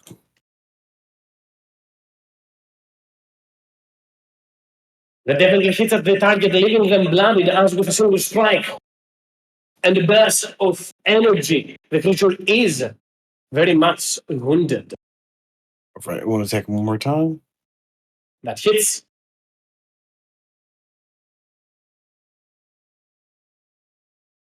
Destabilize the creature as you turn and strike twice. The creature stuns, endures the hit, but any movement now can just blow this creature up into pieces.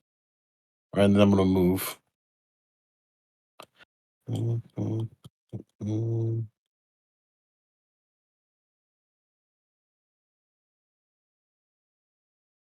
get about here. And I will. Do I have any bonus actions? No. You usually do the hail or raid action, but if you want to do something else, feel free. Oh yeah, I can do the help action. Huh. I'll help Judas. Is Judas still up? Judas is. Okay, I'll help Judas. Give Judas the help action against his father, and then I'll end my turn.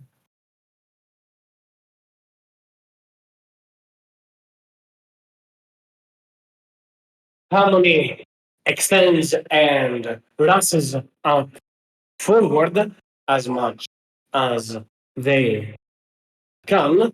And right after that, the creature will move. I need you to roll me the booming blade damage, Harmony. All right.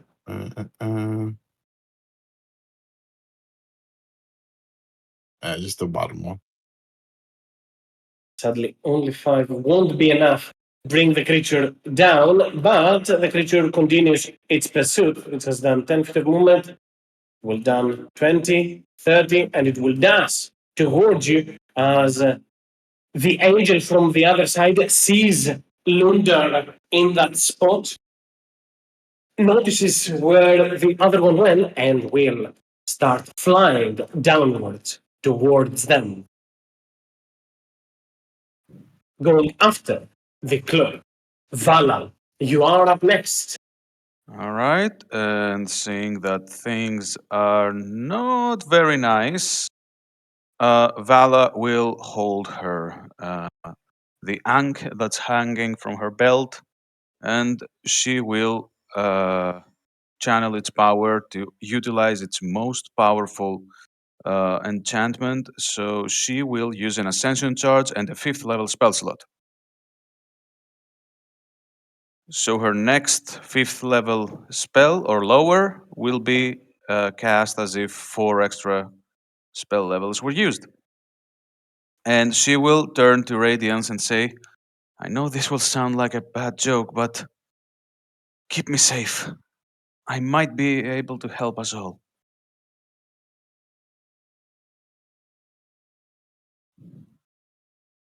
I make no promises. Anything else, Vala? Nothing. She will try and, stay there. Avoid as much attention as she can. Start of your turn. You won't roll a death save. So that's Vala's turn. And actually, I will be going because, yes, I have something to catch up on. Guys, I hope we got this, and I'll be seeing you. Okay. No worries, Vala. We will see you next week. Hopefully, everyone Yep. will be alive. Or not. We're about fine Peace. in regards to that. As King Lunder will use one of his legendary actions to turn and again attempt a strike. I do not have more sanctuary, so this, instead of he tries to strike you, Jeff, she will turn and strike at Judas. Judas, you are under the effects of reckless attack, correct? I think since Arsenal, yeah.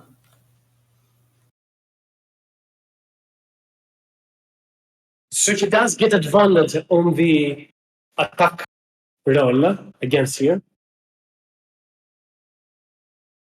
which I think hits. Mm-hmm. Pretty sure Does it's on the. it declare any D8s? It is inside of the attack, the 2d8 I have on them passively. But those are the last d8s I'm going to be able to use, and I'll remove them from the attack counting. Ignore the math behind it. But I assure I you, can it just is. take half damage. So As his that blade is whips 13 or for 14. blood and strikes towards you for 12 points of slashing damage. Also, because I had that 8 temporary, I didn't take off previously. I'll take it off now. 12 falls. Well, you are up next. All right.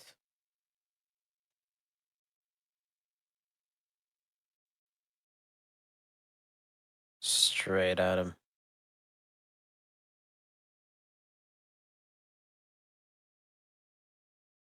Let me do the attack from the bats towards you, Goel. Monty, chip in for another 3 points of damage as they continue to gnaw and bite onto your skin.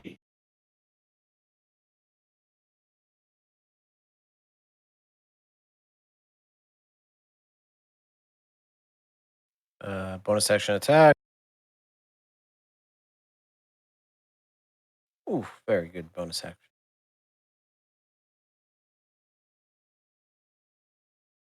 All 3 of those attacks will hit as Goel goes and continues to wham with his hammers against his enemy for a total of 51 points of damage. Anything else, Goel? No. Just angry orc with each attack grunting very loudly, screaming at the Ingluder end. has 2 more legendary actions, and he's not going to relinquish them, as he will once again attempt to punish its target. Not at advantage, but it is a 19. It's a 20 save because of my rod. Then he fails, that is, because he doesn't have advantage against that. And he will turn with his weapon. The second target that he really wants to kill is Judas. After you broke his right, so he will turn towards you, Judas, and attempt to strike Again. for another 11. You will notice that they're not 2d8 any longer in there. As you turn towards Jethros, he looks towards you. You have to die so he can then burns as well. And Jethros, you are up next. At the start of your turn, you can choose either to regain a hit point or roll death saving throws. But yeah, obviously you regain a single. I don't know. I You're think I not trust the grappling. dice. I wake up just after this statement, and I track my exhaustion this time. Oh, what does 2 levels do, actually? Up movement. What'd you say? What you say? What? Half movement. Okay. Oh, well, that changes a lot. Okay.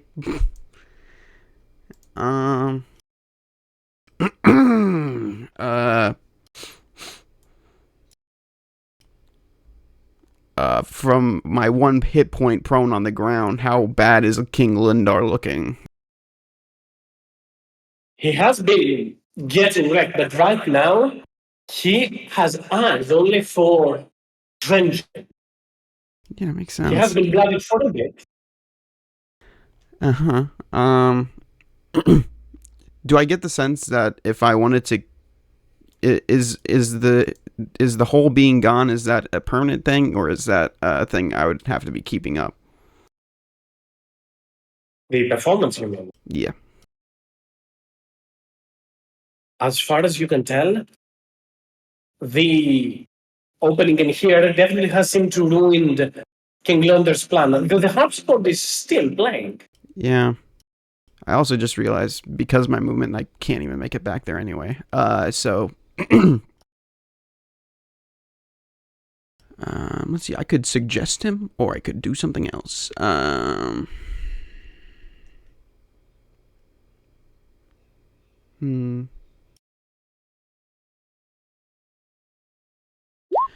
I don't want to die. So let's go with Jethros will stand up and... Is Jeffrey still grappled or not anymore? Not any longer. I guess he can use 5, no longer, because he dropped him to use a 2-handed weapon. So go for it, Jeff. Continue. I'll stand and I'll retaliate. I'll bonus action hungry bite him. Go for it. Okay. Woo! He really wants to bite him, apparently.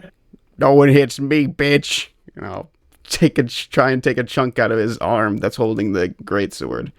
And plus 5 magical bludgeoning. 14 points. Piercing and bludgeoning damage, or slap bludgeoning. As you turn and bite onto his arm, he is in pain. Sanctuary is off now. Correct. But knowing that, first of all, I'll give myself temp HP 5, and put myself at 1 point, obviously. And now I'm going to enter my rage, and I'm gonna become what should I become? I don't know. What animals do I have? I can't. Where'd the animals go? Help me. Go into your prehistoric state. The Tyrannosaurus. Here it is. I'll become a Brontosaurus in this ballroom.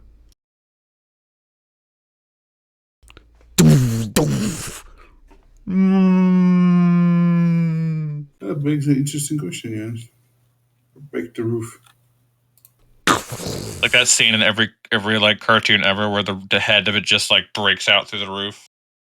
It definitely breaks out through the roof. That is obviously what is happening in this scenario. As Jeffrey, you start shift in form into that of a mighty brontosaurus as you break and tear apart a portion of the upper floor during your transformation.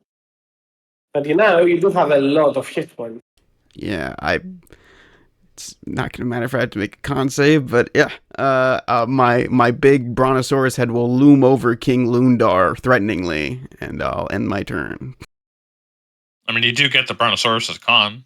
Correct.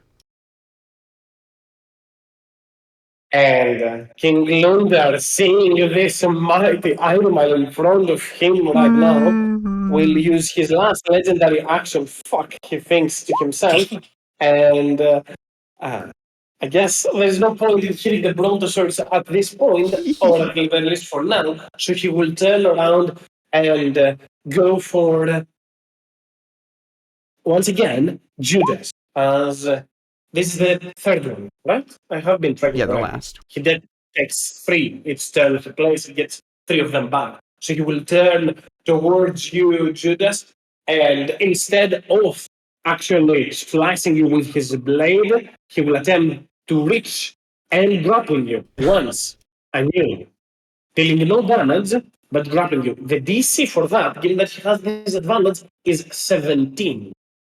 If it amounts to anything, that is, as he turns and grapples you, Judas,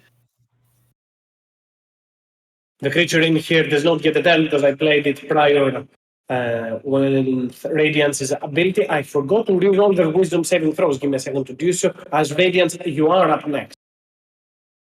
None of them make it. They're still under the effects of your ability. Well, this was always going to be in the hands of the dice gods, but now at least he doesn't have a way to completely ignore it. So I will move through Vala, and hoping that the protection I can offer is fucking up Blundar a little bit. So I will reach out towards him, try to grab him on the shoulder, and I will inflict whatever curse that creepy banshee lady gave to me, to him.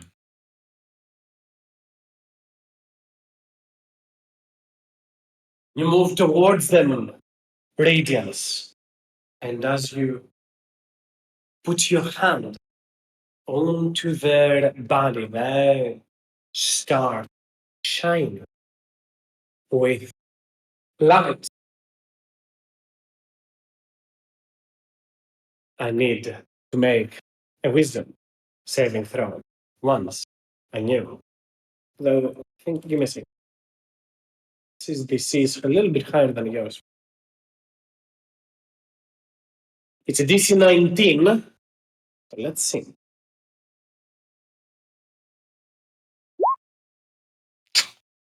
Of course. Radiant return. Your hand glows with potent energy, scorching sunlight, divine, that is, glows into your hand. You apply and rub them, and they as well start to glow as if they are in the presence of the sun.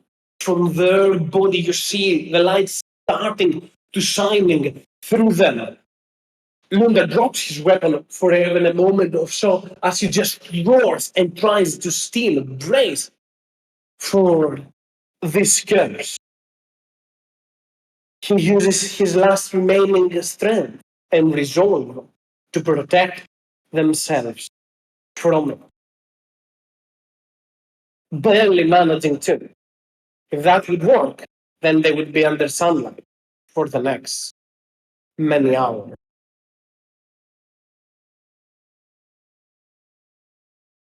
Anything else, Radiance?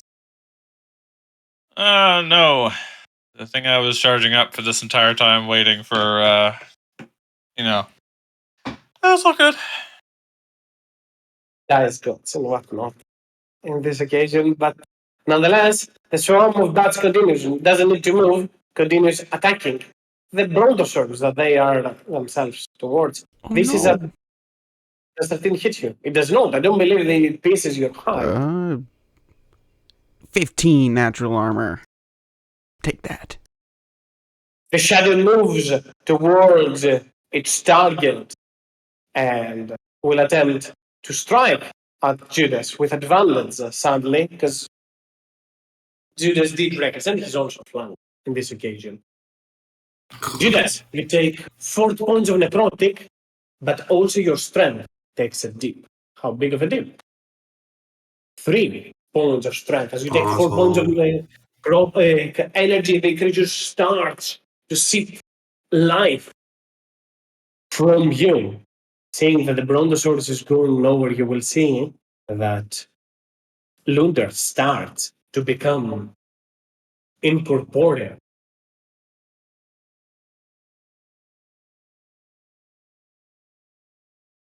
Mm.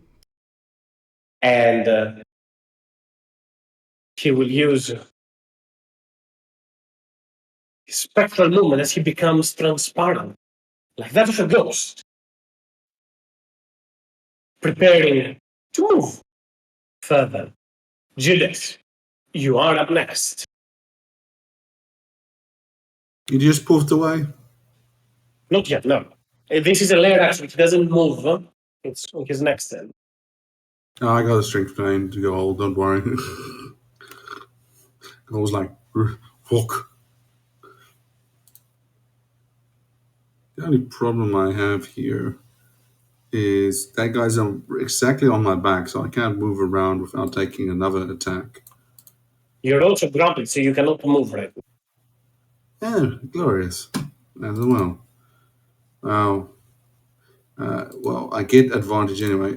As Judas goes, as his teeth suddenly elongate, his eyes suddenly redden, he just screams as he goes full vampiric, gnashing and biting, as he drives into biting at his dad. Because I am definitely below half health. I don't think anybody has any wrong with that. It's definitely been half health. I get advantage on this anyway. It's a bite attack. Bite. Bite the brontosaur. Bite attack.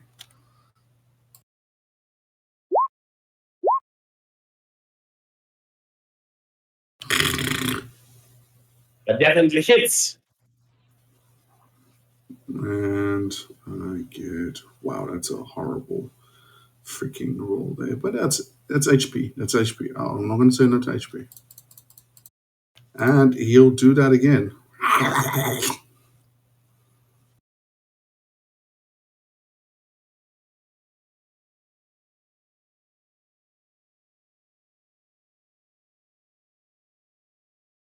Total damage as Judas starts to feed onto the body of his father. Again and again, drinking blood from them. As just to keep an eye on, I think they do have resistance to the piercing damage, not to the radiant damage from that. So He has resistance to piercing. He has resistance to piercing damage. Really? To non-magical damage, yes. This is no attack. Yeah, technically speaking, consider you should consider vampire fangs magical, but I give that. So that would actually be less by 5. That's me. The creatures into the distance. Just to keep an eye on radiant, did you use your bonus action to choose another area for them to move, or? Yeah, I guess I would because I didn't use anything else. So they just keep going down.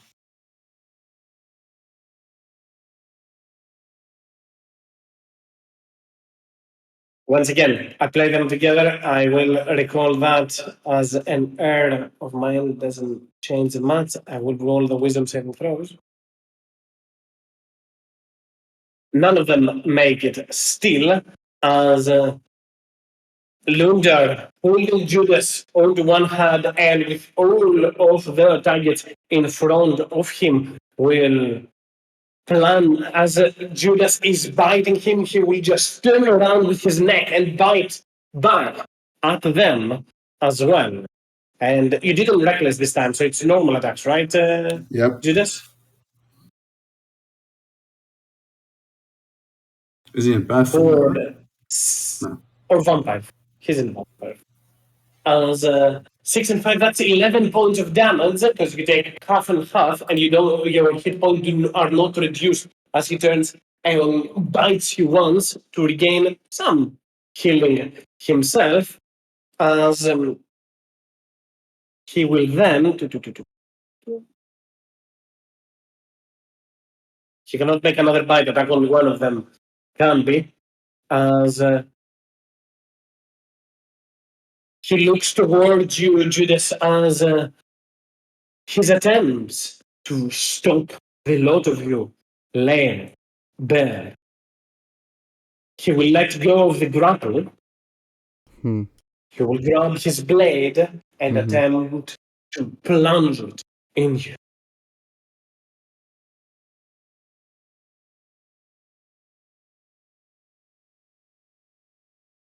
The blade Heads.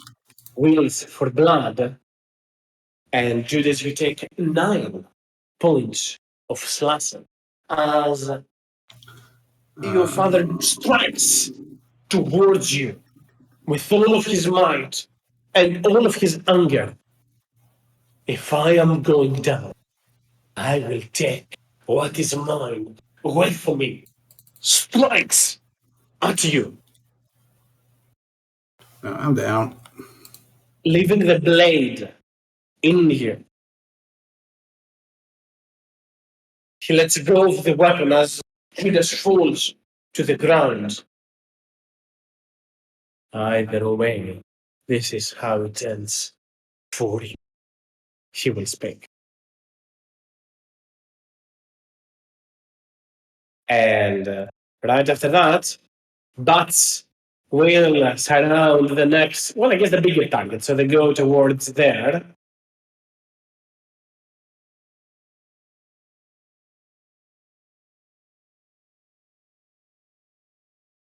For 4 points of piercing damage towards the mighty Brontosaurus that is No. Jeffress.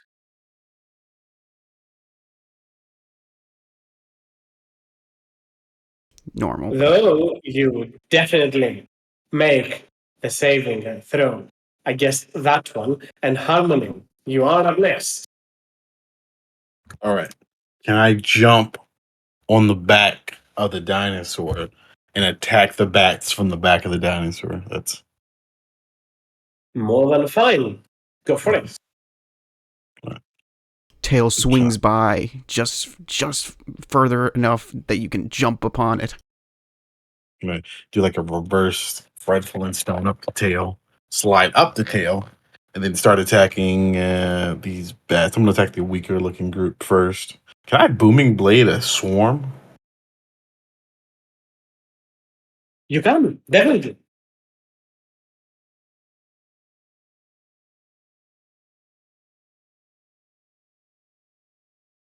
Man, your rolls today Not are when you roll like that. not working. It's a regular What attack. hits at the very least? That's on the left one, I'll assume. As Yeah. your attack, dealing enough booming, not, guess not booming, but sneak damage. And fire damage.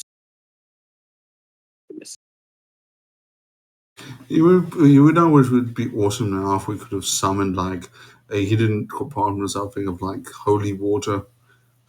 Your blade Now, strikes through the swarm of bats, fiery as it is, and it barely is enough to bring them down because half of the sneak attack damage is reduced, but still, that is enough to bring down those Right. And rats, not rats, move bats. move to help with the next swarm. I'm going to give the health action for I guess Bronchosaurus attacking uh King Lunder. Mm. Anything else, Harmony?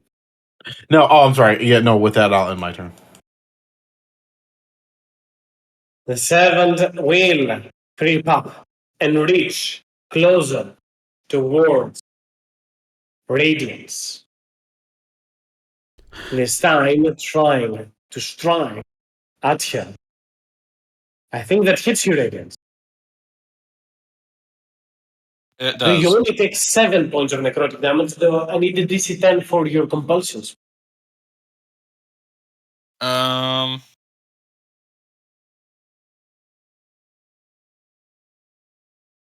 Did I actually end up having the tattoo? Come again? Sorry? Yeah. No, you never traded it to anyone. Right. I thought we at the end of the session kind of retconned that I gave No, it to Judas. the resistance comes from Valazor. Oh, Oh. okay. And we haven't had enough time to do anything inking.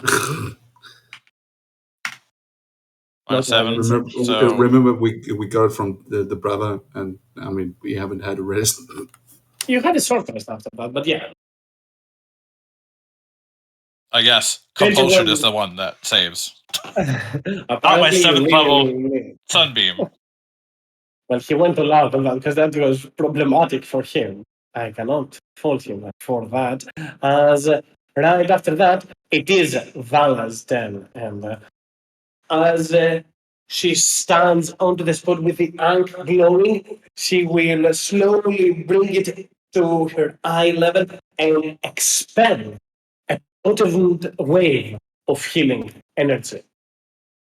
And from being a 5th level spell, and it on the second turn of activation gets the extra 4, that is a mass cure wounds per her request at 9th level. Let's see. And the cast, yes.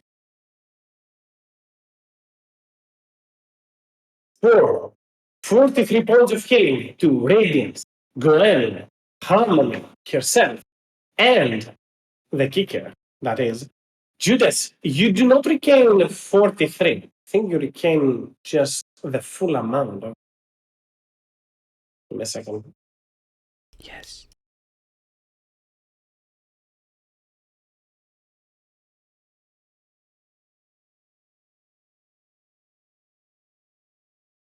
So you instead regain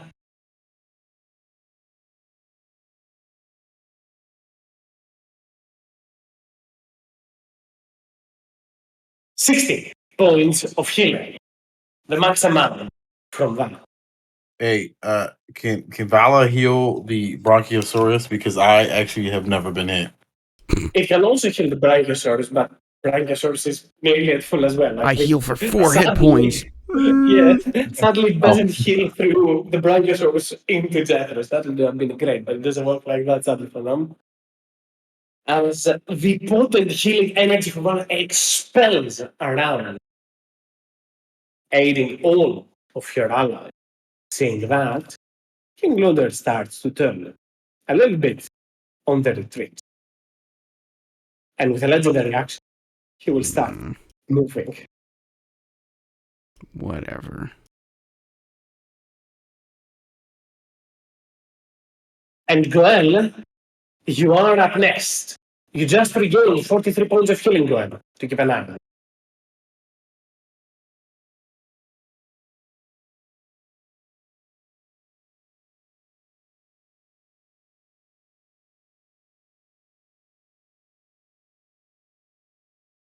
Goel, you there? We're missing Goel right now.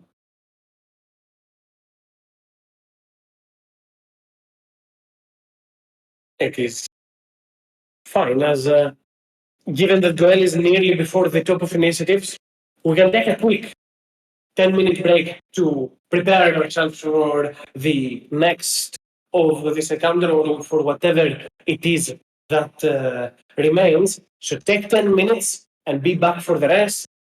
I'll just type at Q&A. Right. So take 10, everyone. Wow. Randall. Wow. Doing good so far, guys. It's me always like it's like a tic tac toe. It's like Usually we vote we Republican, all of but us lost together is voting like Randy we're Bashir. scissors, I definitely and this feel whole like encounter is moving rock. forward under Andy. It's like damn hard counter to all of us. It's like fuck.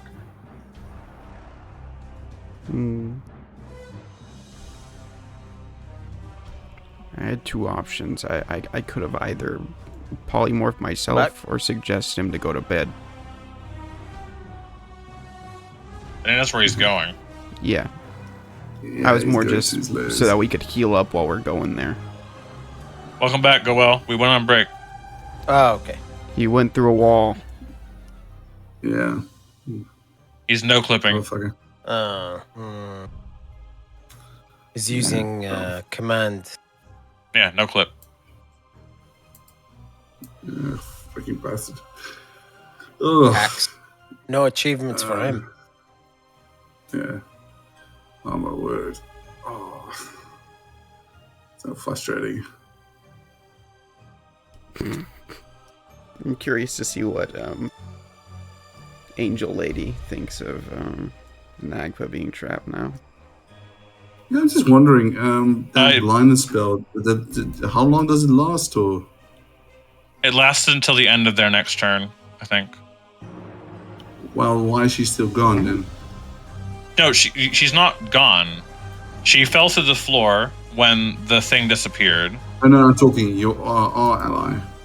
Oh, she 100% went to go fight the Nagpa and probably steal the cloak. That's 100% what happened.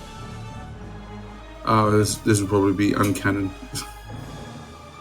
Yeah, canon. It was like what happens in the background. It's like, oh. Well, I mean, it was rolling, so I'm either she got killed So by the portal. Go ahead. Sorry. So what happened? I'll basically run it down as to how I understand it.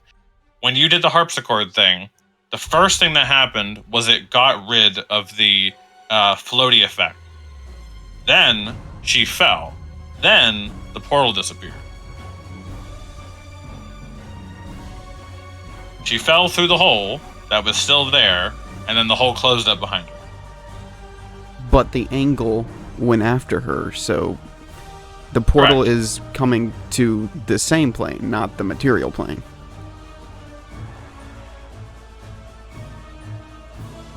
That's a good question. Is it a portal to the current material plane, or is it a portal just underneath the castle in the current plane? I assume it's in this plane because when we were looking at the hole that was the dungeon previously, we saw a bunch of people looking up. So I would assume that's all the people that were transported to this plane. I was really confused by that. I assumed it is in the other plane. Can I assumed assist a little bit on that because there have been information, those slight, just hinting at the stuff. For this instance, from these areas, the two portals seem to be mirrors. Because you remember you saw even a moon where moons do not exist in the sun, stuff like that. So, in this area, the two planes are conjoined. Okay. So where'd the angle go? Right towards the creature that had this dragon.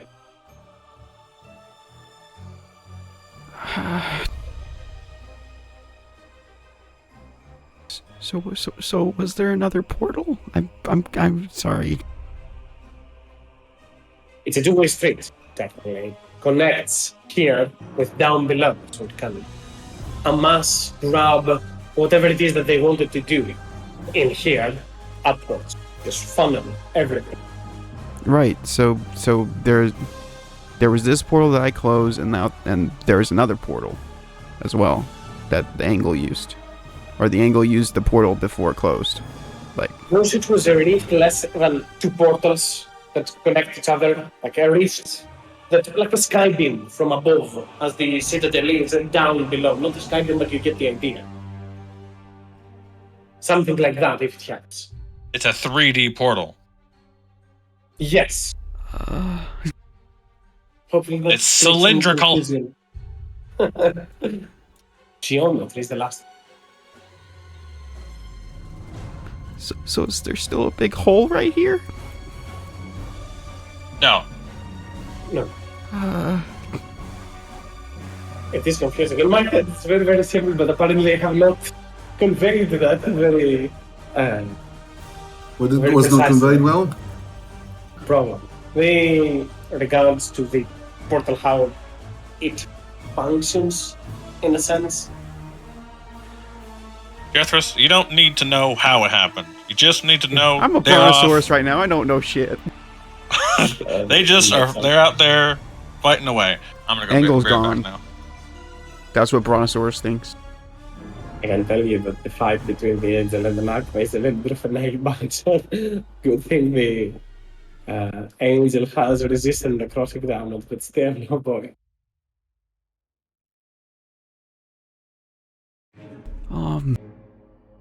Cash. The more insistent in the fact that how that creature is it. Does that creature have innate flying or not? No. However, it has a very basic spell.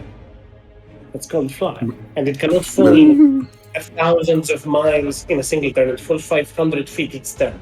So, in midair, she can cast that. Though the angel can keep up to her.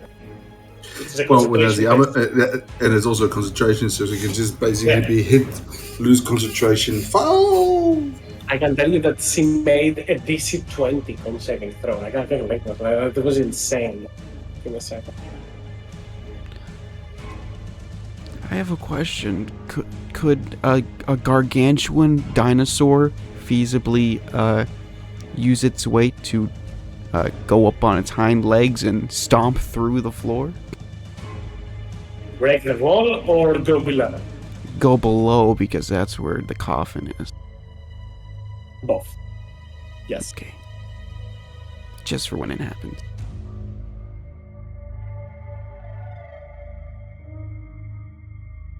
I'll be right back.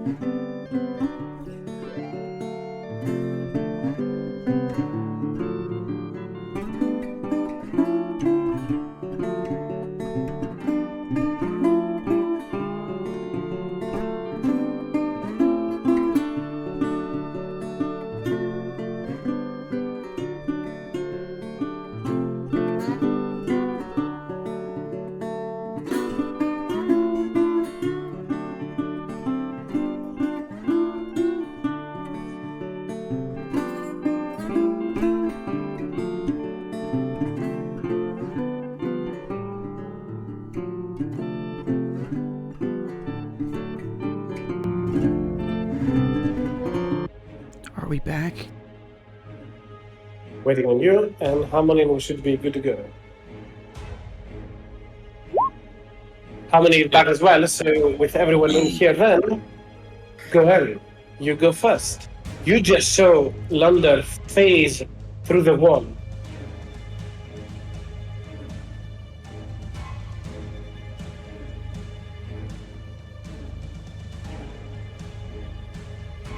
Go ahead.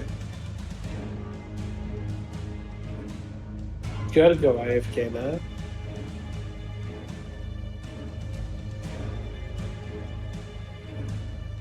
Probably. Heard we were on break and then immediately ran away again. No, he was back just a moment ago. Go, you're there.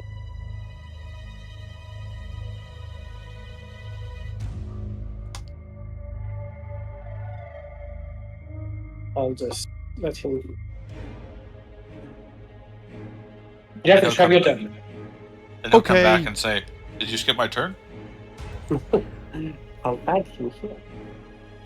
A la Jurassic World 2, the Brontosaurus will get up on its hind legs and go, "Hmm."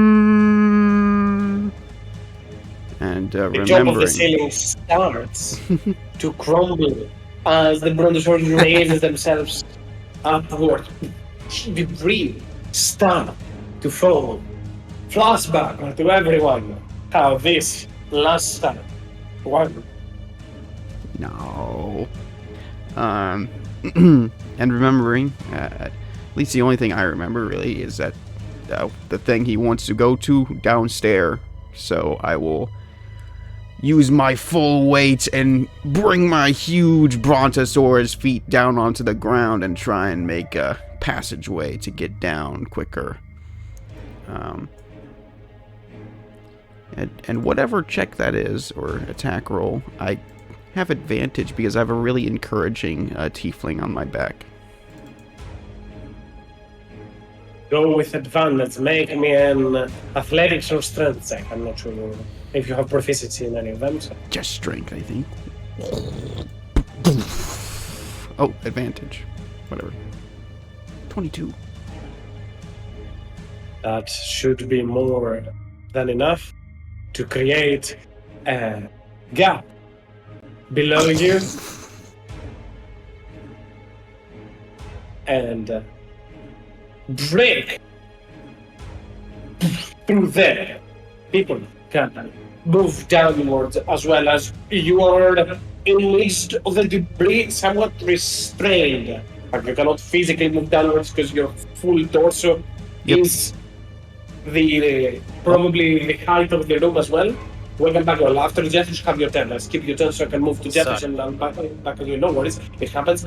But you're stuck in this in between Jethros as in this form right now as you are. But you have made an opening to the floor below. For the rest of the party, I will use my big, long Brontosaurus neck and I'll snake it down and sort of be able to have a vision of the floor below, but I will make it, like Harmony said, a Flintstone slide for them so that they don't take fall damage. And that'll be my turn. You can see the gap down below, as it is where the people were thrown to be killed. As Glenn, you are up next. There's a hole in the floor? There is. And a dino slide. Then I'm just gonna jump through it. It's like Goel's favorite thing, jumping through holes into it. Into death. Give me just a second, Glenn. The gap will get you over to here. Guess I can move everyone on the other map so they can see what is happening down there. Give me just a second, Glenn, before you take your turn. Have your blade there so you can start preparing. As you use the slide, and that will take about 10 to 15 feet of your movement to do so. You won't be seeing your initiatives in there, but I am keeping track. I can see from both sides as you see the bodies that are down there and twitching start to slowly raise. Uh-oh. And go for it, Goel, as you see all of those creatures turning themselves into ghouls. They have been left waiting for long. And now, here they are. Technically prone right now. Go ahead, Goel. I'm gonna go to the first one, try and kill it. Because I'm still angry. Go for it. With advantage. At every. Not favored. Normal, right? That is correct. They are undead. The first attack will be even enough to deplete this one. Oh, go to the next one.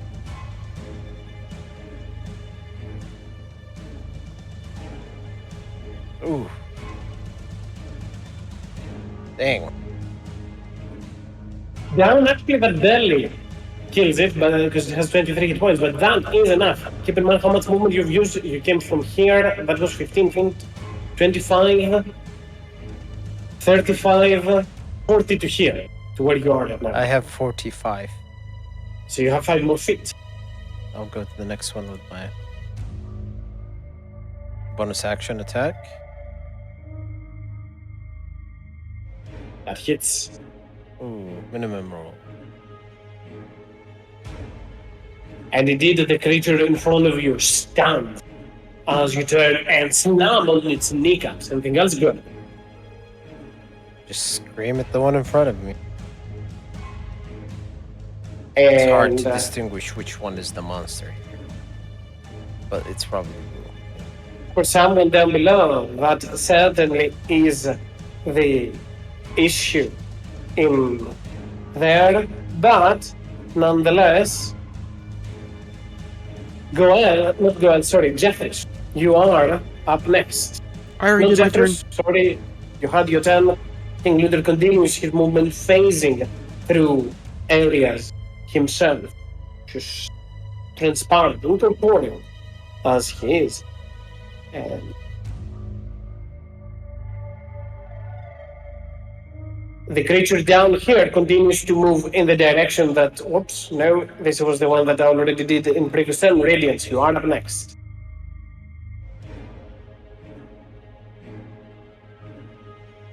Okay, so, do we get the idea that our best friend over there is moving down? You saw him phase through there. After that, it might have been hard to track his whereabouts. But obviously, he doesn't seem like a flyer and can't just fly away. He has to be somewhere around the area. But doesn't that mean he can go down still? He can phase through the floor, but if he phases through the floor, he will fall. He doesn't hover. Hmm. Well, that is a kicker.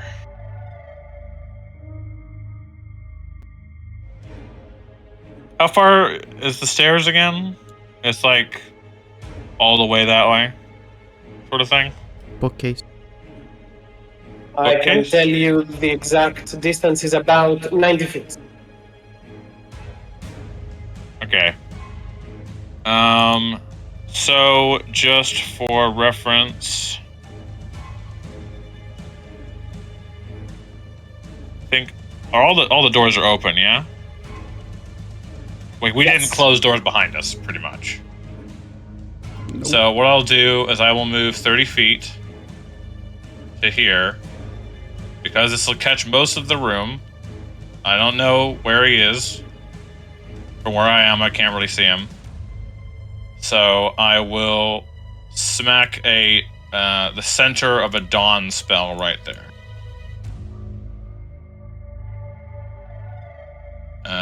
So he gets to deal with that if he's in that radius. To make sure that they won't heal, the compulsion fades. But nonetheless, as radiance, you turn towards there and blast the room with radiance, you will probably catch a faint silhouette, King Luther phasing through that wall as you were moving through there.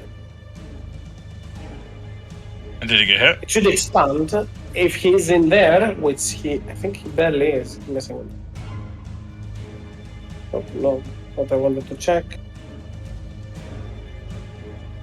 Yep, he is currently in position. So let's roll for that, as he's on his way down. Makes the save and takes 10 points of radiant, but he's in sunlight, so he cannot recharge on his next turn.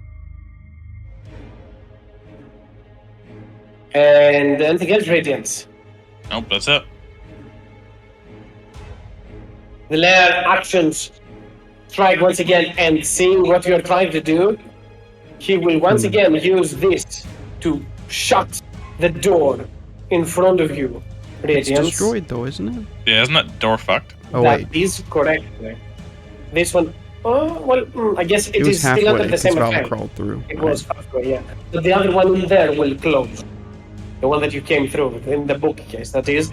But that is all that it can do, as the shadow of Judas continues its pursuit, yet fails to strike at the barbarian. The bats around their target will continue to try and bite the Brontosaurus down, but Judas, Fail. you are up next.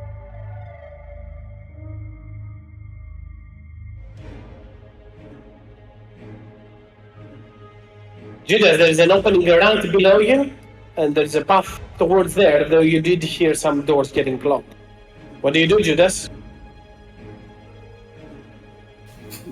Well, when he went into mist form and went through the wall, did he go downwards or up, just horizontal? Start horizontal, however, probably Radiance can inform you that he's now heading down. Which I will do. Yes, Did he say there's that? also Yes, understood. a door that got closed between me and him. So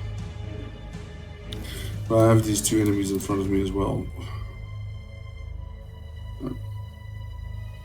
It's going down, but you're down here. I'm confused now. I thought there was a... Oh well. What? I'll make it easy for everybody involved. These two still need to die, so let's me attack them. Is on the shadow or on the bats? Shadow. Go for it.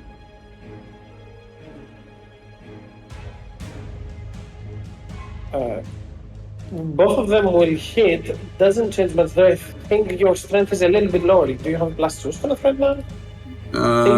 No, because 0. No, we're 1, yes. So, okay, so that is minus 16, 14. still hits, and the radiant damage, they are vulnerable, so with those 2 hits, you will definitely be able to kill it in a second. Even the first strike will actually expire the shadow. So you turn your second one towards the bats, I'll assume. Still, with a -2 to hit, it still hits. Or to that rather- creature, you choose. Which one? The one next to it, the other spawn. Vulnerable to radiance as they are, the creature will not only expire, but also burst for a little bit of damage. I need both Brontosaurus and Judas to make me con saving throw for 3 points of necrotic damage. That's 3 points of necrotic damage, another con save for the Brontosaurus. I failed my concentration check. As Jeffers, you are... Really? Oh, sorry, mate. What the hell? Just, Yep, okay, sorry. Valence Sphinx gives us resistance, right? Necrotic. Necrotic, yes, And if we succeed, then it's nothing, right? that is correct. Cool. Jeffers! No! I'm suddenly in a bunch of pain again. And you are definitely finding yourself on top of a wooden floorboard that sustains the floor below you. Anything else to do this for your turn? No, that's me. I'm just thinking of our rolls being so shit today. Anyway, that's me. Great. You once again start to approach as King Luder will make his way down below. He takes some. Oh, sorry. Just Just go ahead. I would take a reaction attack from the bats as I run towards. That's And you a said it reach was. of 0, so you have to be on their spot to get an opportunity attack. Well, you know what? I run into the bats and then I run downwards. Excuse you. Trying to basically shove Jeffers out. Roleplay wise, to try and get him out of the way of the bats, and then I rush downwards. So I'll take the attack damage. This is a reaction, so I take a reaction for you, so you can get out of here. I think those hits No. Yeah, it hits. for 2 points of basic damage. Your age, since you went to 0, has dropped. That's true. I have a question. Is Harmony just like on my shoulders right now? Because he was standing on the Bronto. That is a good question. As I alluded to how many were exactly they themselves drop. As give them a moment to think about it as I turn onto the other side, for there is a ghoul turn. As the creature will stand up. Well, a couple of ghoul turns, I guess. As the creature will stand up and start rushing towards Goel, taking a dash action to get towards there. The other one will stand up and make its attempt towards you.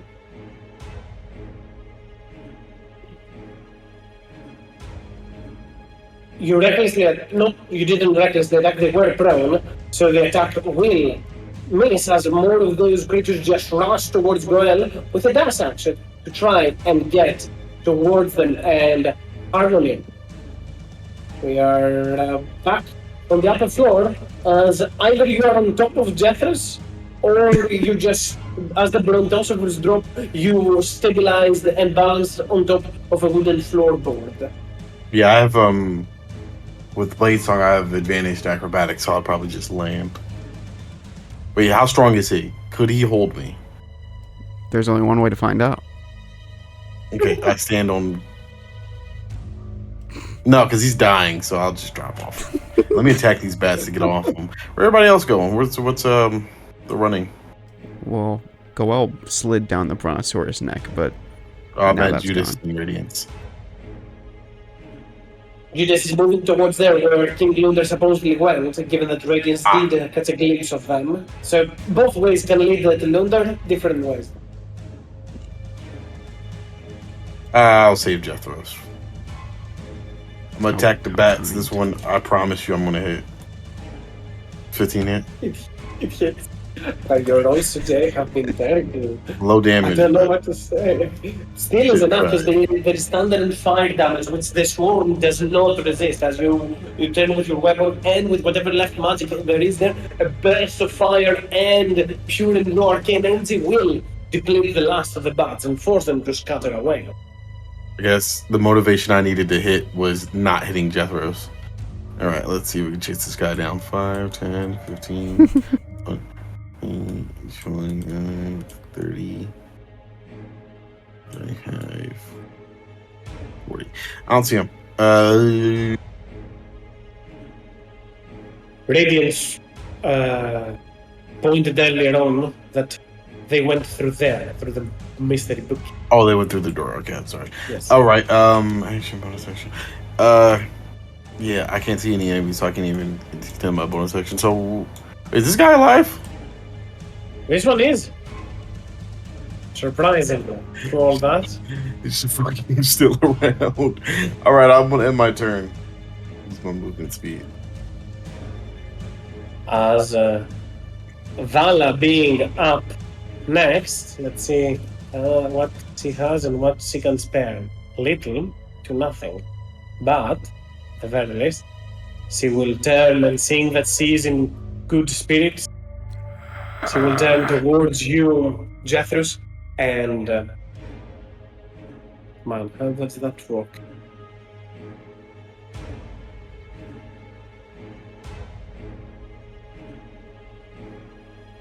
She will have to drop her aura fades. Oh wait, no, she can just do cure wounds. Yeah, she can do that. At the third level, Impossible. she will turn towards you, Jethros. Yeah, makes more sense than drop to do a life transference, and she will heal you for 15 points of life, turning towards you and telling you to not leave her grasp and stay close, so she can protect you. Thank you, milady. As that is Vala's turn, and then down we go towards Goel. Goel, your turn.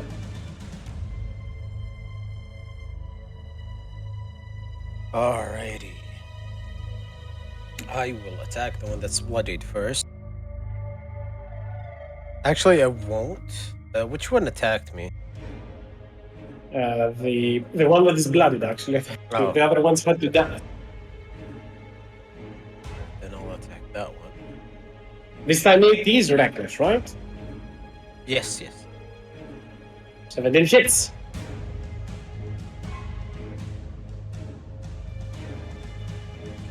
Then I'll attack this one. Go for it. 31 hits. And then I'll attack the other one. But it's still standing, is it? Still standing. Blooded, though. Another attack on it then.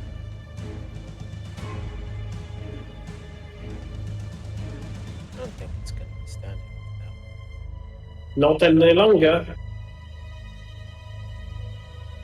As 2 strikes will bring those creatures down.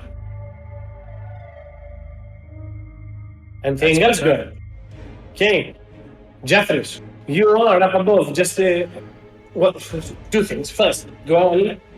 Your raid ends. Because it's been a minute. Oh no. Monkey Yes. on the next. Yeah, this is turn 10.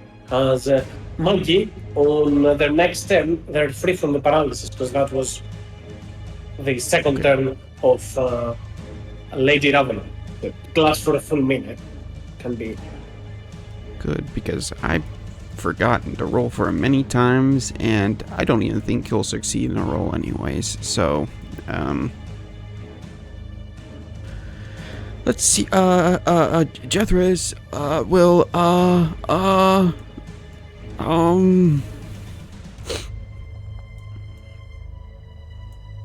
How far is the drop? I'm not gonna jump, but how far is the drop? 15 to 18 feet. So it's a single d6 of damage. Drop, but you also get prone. But with the Pythagorean theorem, I would not be able to hit any of the creatures Goel is around. Oh, wait, never mind. It's in darkness down there. I can't even see properly. That is correct. So yeah, I'm gonna focus on the people here. Oh, that means Magic Stone is also up. Muggy has no ranged attacks, and I will, okay, now that everything's done,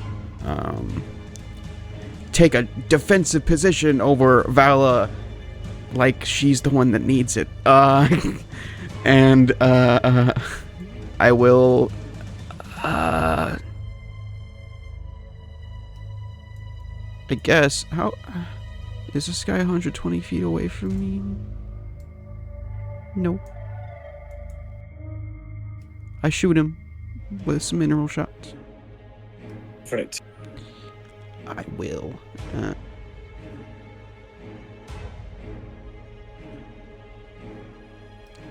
Where is it? Where is it? Pew! Pew! Pew! pushing him back 30 feet. All of them. Kerplow for 13 plus 16 plus I love it. 3. Your continuous burst of energy just push the creature out of existence. As they completed this is destroyed. Nothing else there. Bonus action.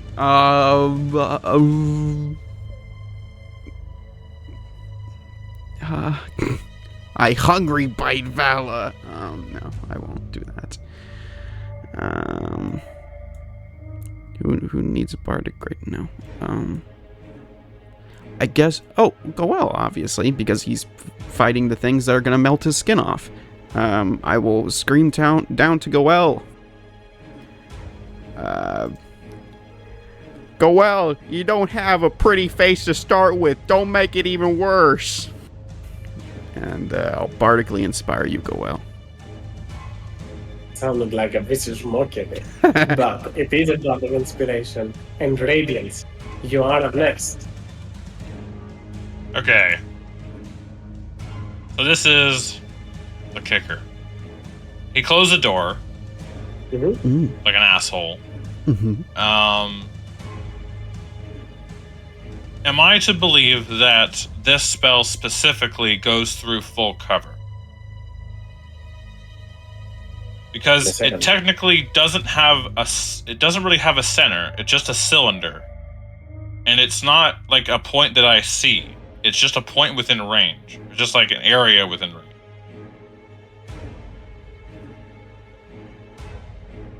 Because I know that fireball and stuff like that, it like expands and can't go through walls, but this spell is kind of weird. And technically, what it is, it's shining specifically on the point that you choose. Okay, I will use my action to bring that point below the floor by like 5 feet, 10 feet.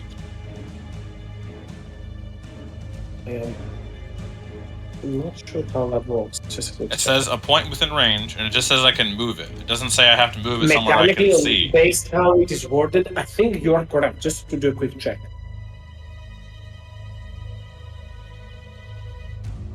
I'll type it in, or I'll put it in there just for the need, but...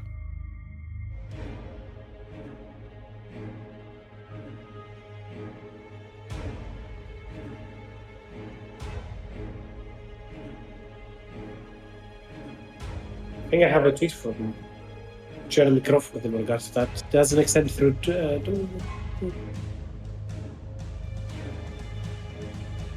Technically, it specifically says the area of effect of a spell, such as the dome spell, doesn't extend through total cover like a wall or a floor, and then the spell's description says otherwise.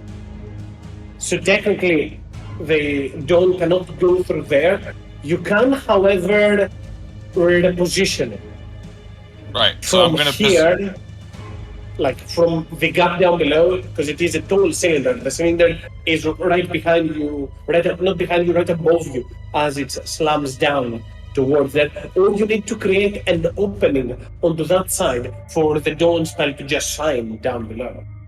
Right, but I can move the cylinder, so I can just push it down through the floor. I don't know if it doesn't seem to me that you can phase it through the floor. Well, no, it's not phasing. It's just I can move it. It doesn't say I have to see where it moves to. As long as I'm within 60 feet, I can move it. What exactly do you want it to be on the floor down below? I just want it to go... Do you have sight just below, or...? I just want to move it down so that... Because it's what? It's 40 feet tall or 60 feet tall? 30 feet tall. I'll just move it down so that we aren't affected here, but the staircase below is. So like the entrance or the exit, wherever the staircase is where I want to throw it. I think I've got it. So continuing with your 10, I have moved the down onto the other floor. Oh, then I will... I can't really use much. What kind of a drop is this over here? 15 feet. That's not great, because I'll probably fail the concentration check if I fall. So,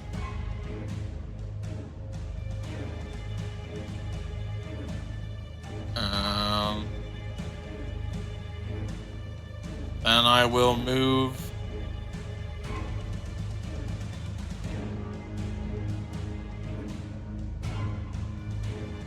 I will move over here, and I will dash as my action. I'll move alongside the door. Well, I'll try, but I can't move my character through this gap.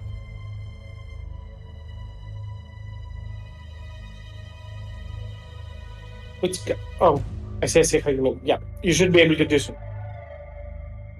Yeah, so Keep in mind, you need an acrobatics for this one because the door is not broken completely. As okay, Vala did earlier on. I will roll on acrobatics.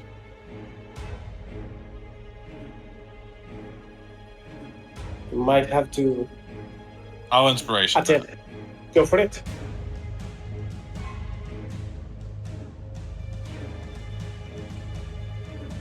More than fine, that's 20 feet of movement, and that's another 25. That's 45 feet of movement plus hard terrain through the door. That's 50 feet of movement that will get you over towards there. Anything else, Radiance? Nope, that'll be it. Nothing for the lair action for this turn. As Judas, you are up next.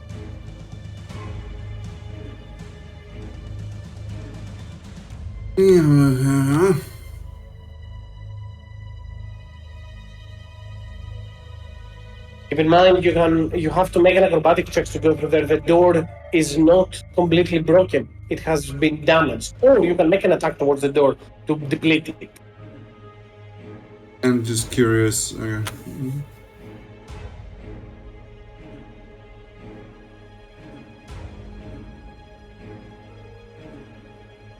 Is that enough? That is not enough. I should probably ask the DC, shouldn't I? It is higher than 11, that is. 15 is what you need for that. We use brawl. If I can't go through it, I'll probably crash and break through it.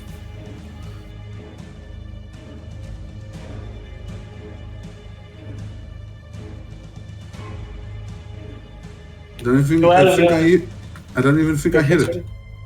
You do not do enough damage to the door, actually. It is made of wood. Wood has a CO 15. You still have a second attack, right?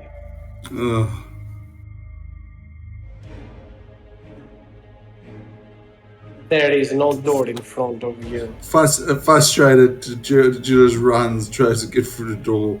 Door's in his way, hacks at it, misses it in frustration. In the second attack, he just basically rams it into the door and kicks it as hard as he can, just breaking the door down.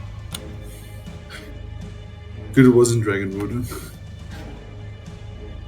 You'll have whatever fit the moment you've got left. Not much, that would be about 10, number 5. That's me. The creature will approach Harmony and attempt to drain their life. Does anyone hit you, Harmony? Not after I shield. The creature tries to do so, but you just quickly move your blade and create a bulwark of energy around you, a force field that will definitely be enough to save you. As a sift through the map for just a second.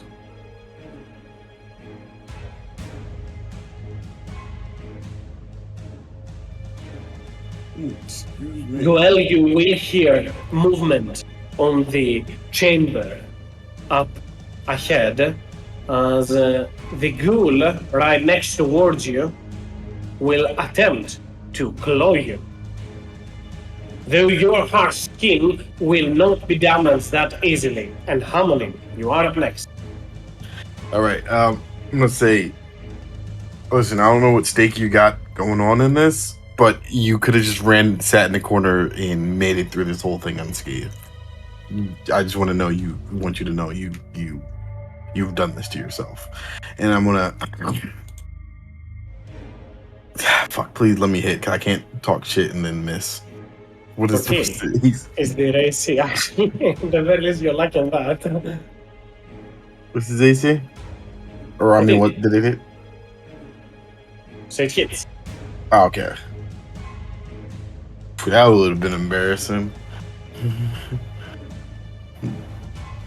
All right. And then what's my other attack? Okay, that's not one's not gonna hit. But the first one's a booming blade. I should have said that. And if the creature decides to move, it's gonna get a burst of energy. Right back.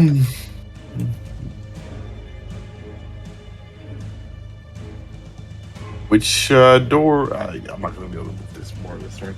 And with that, I'll end my turn. Vala is up next and standing over towards there. She will turn towards you, Jethros, and say, where do you want to go? Oh, I was thinking make a nice duvet down there to jump on. Right. See, I'm not under your breath, and she will cast another Cure Wounds. Second levels is just like this, telling of the toddler, for making sure the Jethros is alive for Oh, you're another so 11 kind, points of Val. healing. And Vala will move up forward, and she seems to be in good position. So she will drop down, take the damage, the d6, and make the con save. Oh, damn. To prepare to be there for you. She'll be there for you. And Goel, you are up next. As Vala drops from the ceiling and uses the rest of her movement to stand. Gonna smack this bad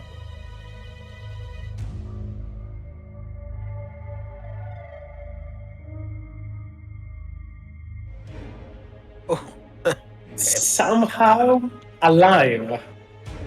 how? You can, I mean, oh, well, you know it hits, so you can't use Bardic, but... Just gonna hit it again. Roll the 31 for hit points. That's how. But the third one will be enough as you just climb onto its knees, see the creature still standing, raise up the warhammer and knock off its head. You did hear a little bit of sound coming from the chamber to the right.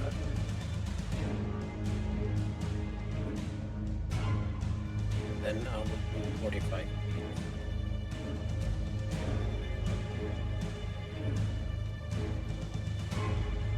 Oh, You find There you are. King Luda there, standing on top of his coffin with his weapon. His face covered in blood, his body scorched by radiance. Nothing else. There you are. You will not escape my fist this time. That's my turn. that's my turn. His gaze angrily just stares towards you, rattles his knuckles and his neck as he exclaims, I swear, one of you is dying, one way or another. Hopefully, for you, it will be somebody else. And Jeff, you are up next. I'm ready for him to wake up in his bed already. You see my note. Oh, I haven't added the Cure Wounds, but I will. I completely blanked on that. Jethris will, though not attuned to it, pull out the banjo and doom ticka doom doom doom ticka doom doom. He's gonna do a performance of creation. And I think it's within 30 feet, right? Within 10 feet. Could I just create it in air and have it fall down? Yeah, definitely. Yeah, I'll be making a large object, and I'll be making the most opulent, luxurious, immense thread count, bed I could possibly muster in my imagination at the bottom and jump in. So it's a bed. Yeah. Okay.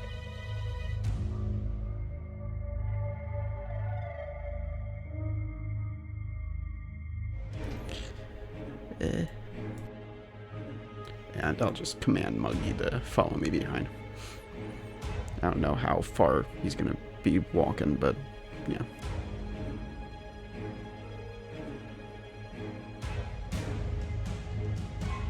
You drop over to here, and you do obviously do take no damage from that. After that, you're making the rest of your movement however you like. Movement. Yes, movement. That's a thing I do.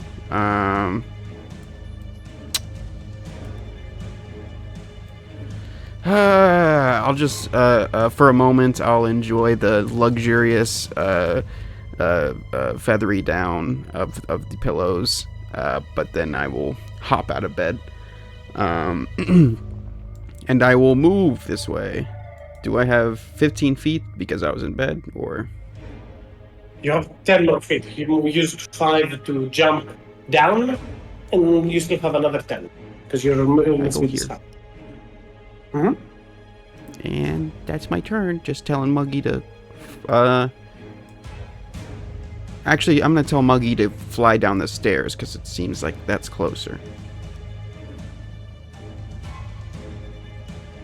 Move Mikey wherever you will, and Radiance, you are up next. I can't see him, but he's just following where Judas was going, basically.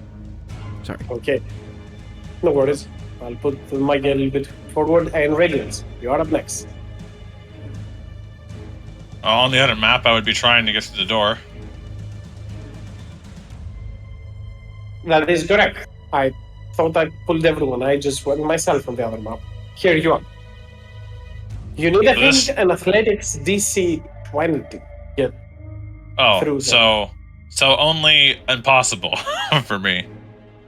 You can either hold your movement for when Judas comes out, give an aid action, or attempt to strike at the door, hoping that you can break it.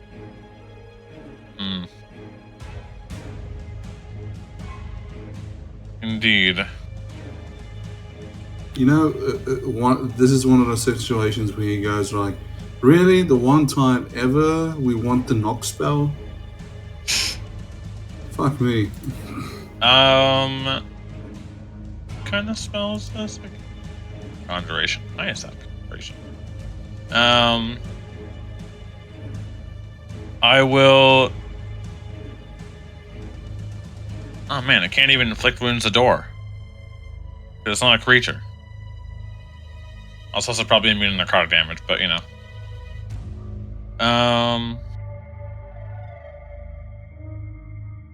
I command the door. It's not undead. Well, it's also not a creature. I cast tongues on the door and then cast command. It was constructed. Yeah. Well, unfortunately, I need to hold my. You can just hold it. Your action to dash or something. Kaz, go ahead. I want you to follow my theory here. From where I stand right now, how far am I away from the throne room or from the coffin room? Thank you. Ballpark. You are. Make a survival check. Survival. Sure, I can't persuade the information to come to me. Yeah. Orientation is survival. Fuck. So somewhere in between, I guess, 20 and 50 feet in that range. Cool. I lower the dawn 40 feet. Where do you want to put the dawn? Basically, I want to put it down where we're into the throne room. More than fine into the throne room. Not the throne room. I keep calling it the throne room. Yeah. I Coffin understand room. the coffin room. I am with you so far. I I understood that as well. So no worries. How many feet aligned towards a corner do you want me to put Aligned it? towards a corner? To pretty much, it's currently has to go diagonally. So how many feet diagonally you want me to move it?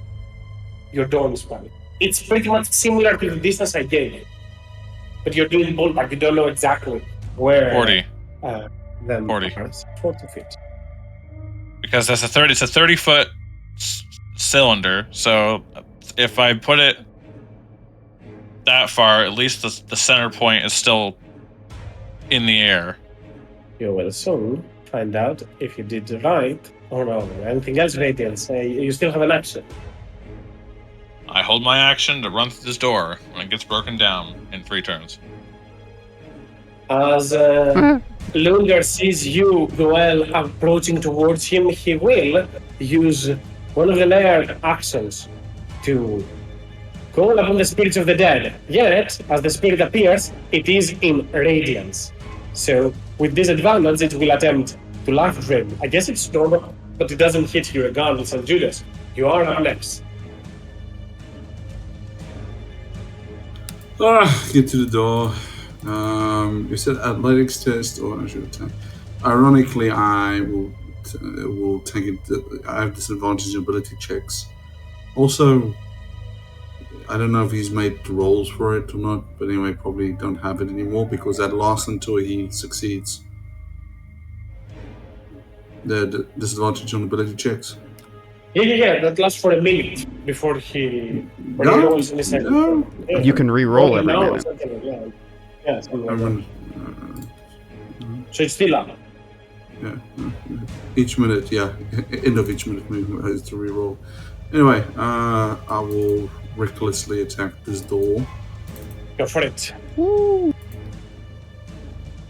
It's Dragonwood, so it gets bonus damage.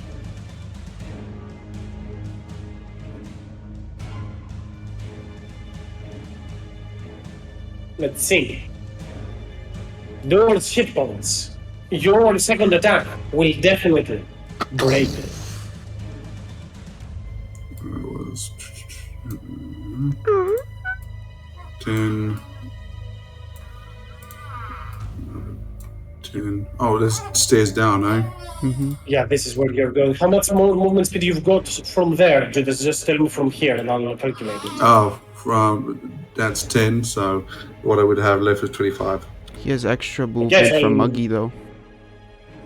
So 35 more. Okay, so 35 more. I'll put you onto the other map, and I don't think you can do much more. And the same thing goes for Radiance. That's 20 Radiance. I'll move you to the other side of the map, and you will still have 10 more feet to move. And give me a second. I'll put the both of you where you are. So, Judas, with your movement, you are here. And Radiance, with your movement, you are also here, but you still have 10 more feet to move. Okay, well, Move I'm to not. the right, and you're I'm not ending. Yeah, I'll move here.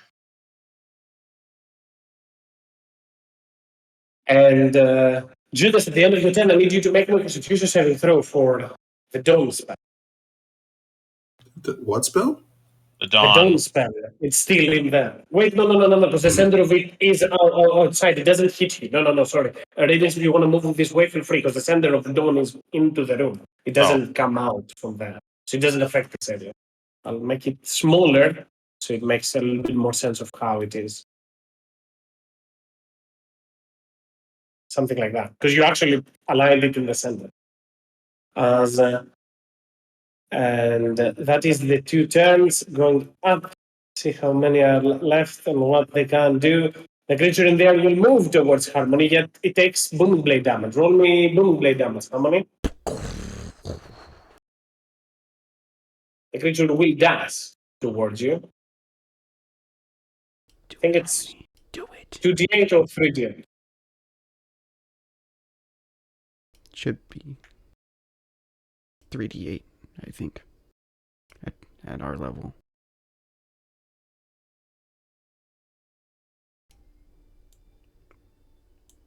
Hey, Harmony? roll your damage. Now. I'm sorry. I'm just fucking creeped out by that fucking it's okay. statement. Muggy looks at Harmony with no eyes. What the hell? Okay, I'm sorry. Let me pull up my character sheet. I guess there should be a comma between Harmony and without eyes. No. I got what you meant. I got what you meant. I'm just going to have to roll it manually because my sheet's not loading. I believe it's okay. 3d8. A burst of damage and the creature will be barely destroyed. As with a dash action, I guess it will be able to get over towards here. And so you do not shift back and forth on the maps. Harmony, have your turn before King Lander's turn, and I'll get to you themselves in just a second. This dude needs to fucking quit. Yo, this dude better be employee of the fucking month, man. He's not giving up. They will come after you forever. Kill him. Kill him. Stab him, Harmony. Do it. Go, Harmony. Have your turn. Oh, I'm sorry. I thought it was the ghoul's turn. No, it ended instead because it does to get to you. Right. Okay.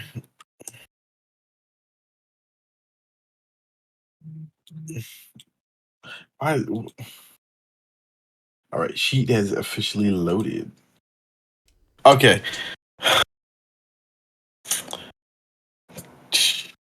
Muggy looks at you. Oh, wait. Hold up. Muggy's expectantly. going to give me a sneak attack, right? Yeah. Yes. Oh, nice. Okay. He looks at you expectantly, encouraging you. Yeah, like I just imagine because Bucket does he have a swaying face back at and all? forth. No, he's just a bucket. So I assume he's just leaning, just that one part of the. Like I have to meant to visualize a face. The on handle the is like pointing and like nudging towards it. all right, and then it's just like I somehow understand you completely, and I'm gonna take a swipe. Fine. Swing. 22 will definitely hit and destroy the creature and need both Muggy and Harmony to make a con saving throw. Oh shit. Muggy raises his handle for a high five, and we'll see if he dies. Muggy dies. 20.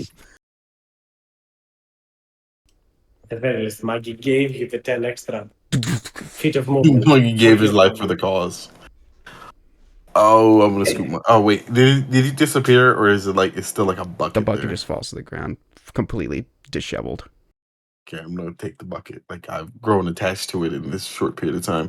5, 10, 15, 20, 25, 30, 35, and then I can get another 5 feet.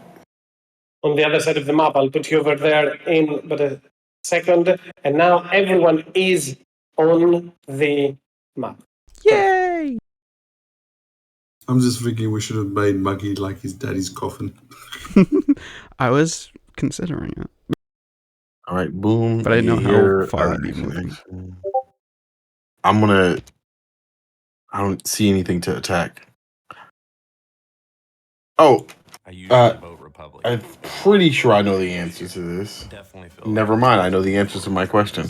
Shit, he brings And I don't have a bonus action. Wait, hold up. Is this something? Is there something there? Can I see the hand of something? a lot of good jobs to the state of Kentucky. Right here? Make sure that the No. That's not a hand or anything. It's just Okay, debris. in my turn. In my turn, I can see nothing. huge deal.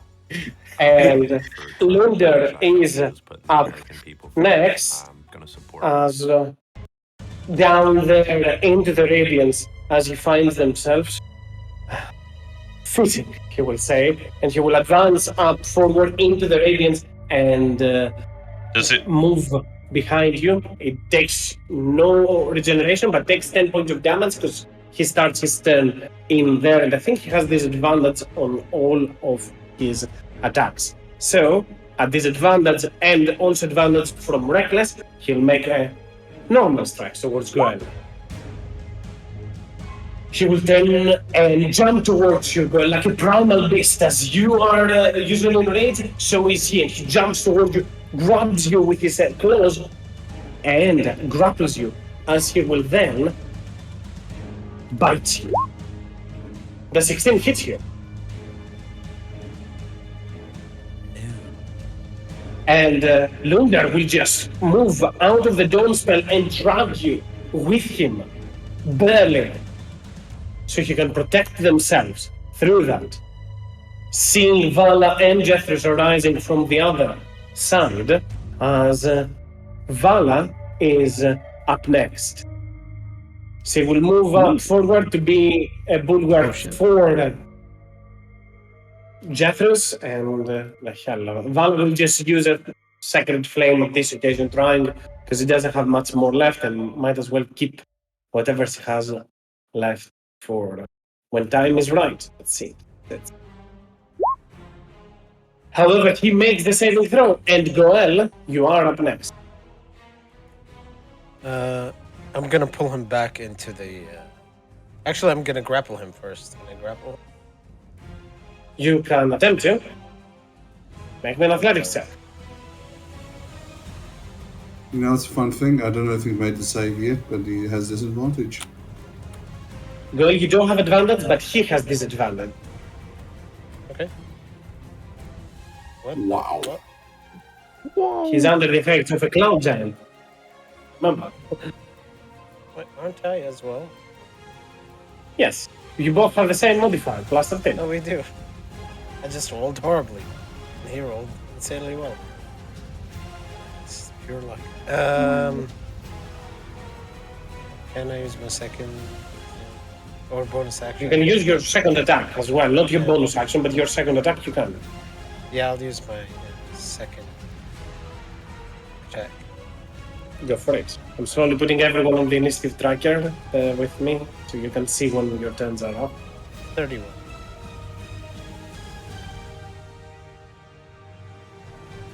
Let's see if King Lunder's second attempt will be as equally as impressive. This fucking guy. Let me reroll that. Disadvantage. 29. Jesus. The rolls in him, though, gave us all a scare. Alright. Can I move back into the. Whatever you You're at a want. stalemate. Yeah. You cannot move. Yeah, that is correct. Neither of you can move because both of you are dropping. Thanks for. Is he in the. He's still in the thing, right? He's barely outside right now. But you can. But both of you are in this, kind of just stuck in position. He cannot move you. You cannot move them. Yeah, I do have bonus act. I'm gonna take damage from this thing, right? At the end of your turn, Yeah. yes. Let's see. What can I do with my bonus act?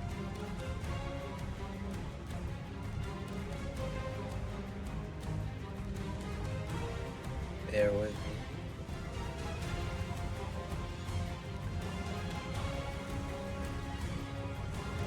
Can't do attack.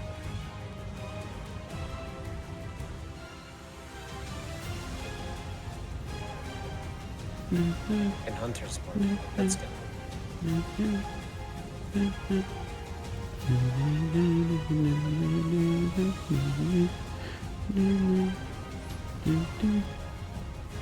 Your hit gun? Hermit Frog.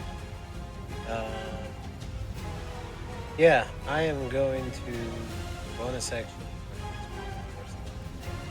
on him. Hand his mark on them. Make sure that they are not getting away as you mark your prey and prepare to strike. Anything else good? Oh, that's it. Give me that damage. Make me a Constitution saving throw and Radiance. Roll me the Doom damage. Well, he passes it, so that's at least good. Ooh, that's gonna hurt him. That's gonna hurt a little. That's for points of damage, and King Lunder will use 2 of his legendary actions for a bite attack. That is a normal attack though, this time. Out. For 29 points of damage in total as he turns towards you and bites you. Wait, no, Vala is still concentrating, so you do take half the necrotic. 8 points of necrotic damage. This is much. Or is it 13? Or is it 7 and 8? 21 in total now. Because you take full amount of piercing damage as well. Because you're no longer in range. That's right. So 21 in total and a DC 10 for your Hunter's Mark. Yep. No, that would happen. Hunter's mark will drop, and now Jeffers, you are up next. My mineral shots, can they push him past Goel, or is Goel blocking that? Yes, it can push. Can he? Let me see. It's very, very weird. From my There isn't angle. enough room for him to get pushed into that spot. So no, I would say no. Okay. Well, fuck. Looks at my spells.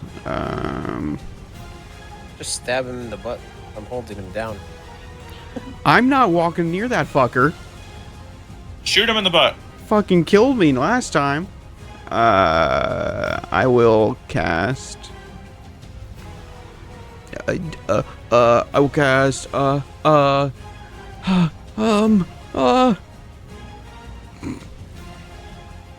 have third level slots left. I could do something really cool. No, I can't. There's nothing I can do. I'll just shoot him in the back with my mineral shots as usual. I get up behind Vala and I use her to steady my aim. Hand on the shoulder like finger crossbows. And I'll Is shoot. it with advantage since I'm holding him? I don't remember. He's just He's not grappled. restrained, so he's just grappled. Pew pew pew. All three of those hit. 9 plus 4. At least you're plus 4. consistent. You like that form that did 12, but then you just 17. blast again. Anything else, Zethus? Man, I could bite him, I guess. But I don't see that doing anything for me besides putting me in danger. Bonus action. I've already inspired Goel. I think that's all I can do for now. And Radiant, you are up next.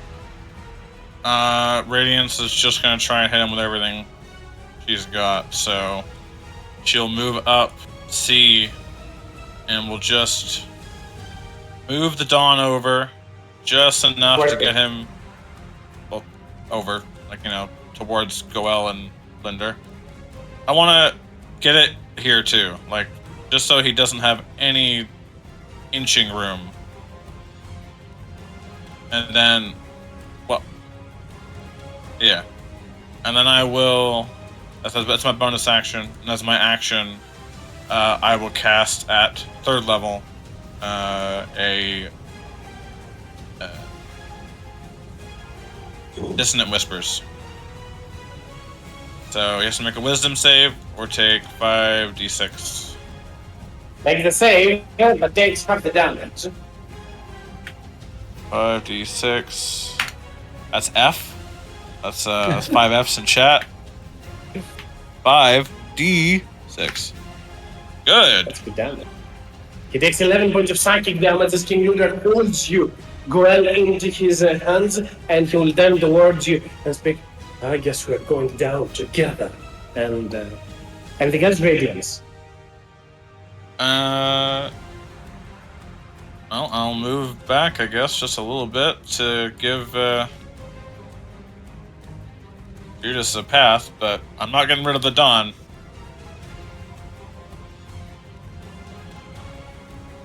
Lunar will not relinquish his hold, but he just clenches his claws deeper onto Goel's skin, but Goel just flexes and just slams him to the side. There's not will to let go.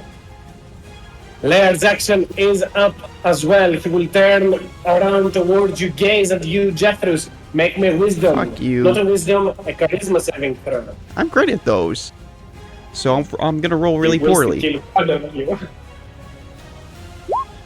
16. We know how exactly this goes. You know what? He's not that bad of a guy. Oh, it's this. Oh, shadow. As your shadow just phases out from you, Jeffrus, detaches, and Judas, you are up next.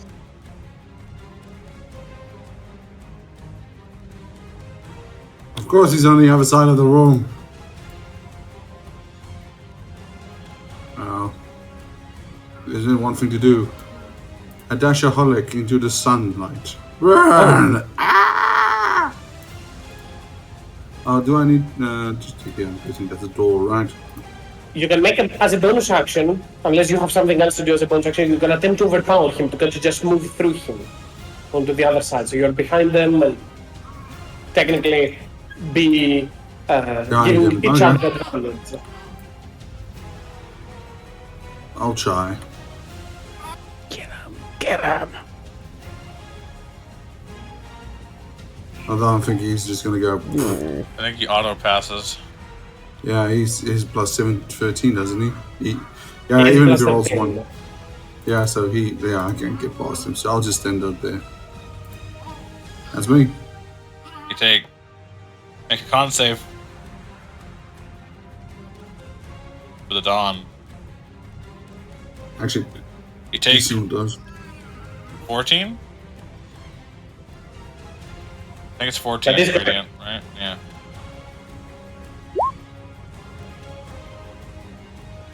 Done. Glunder sees the light that he finds themselves in. He takes another 10 points of radiant damage, scorching his skin as he stands in place. I'm not done. His whole existence seething, burning, his skin peeling off him. He turns, looks in front of him. He needs to feed. He must feed. And he will turn once again towards Goel and attempt to fight them. This time at disadvantage. So I believe that still hits. Yes.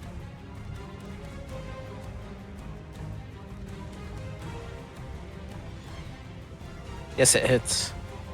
Yep, I was just typing something as wrong attack. That is, that was supposed to be a bite attack. I'll just take the damage for...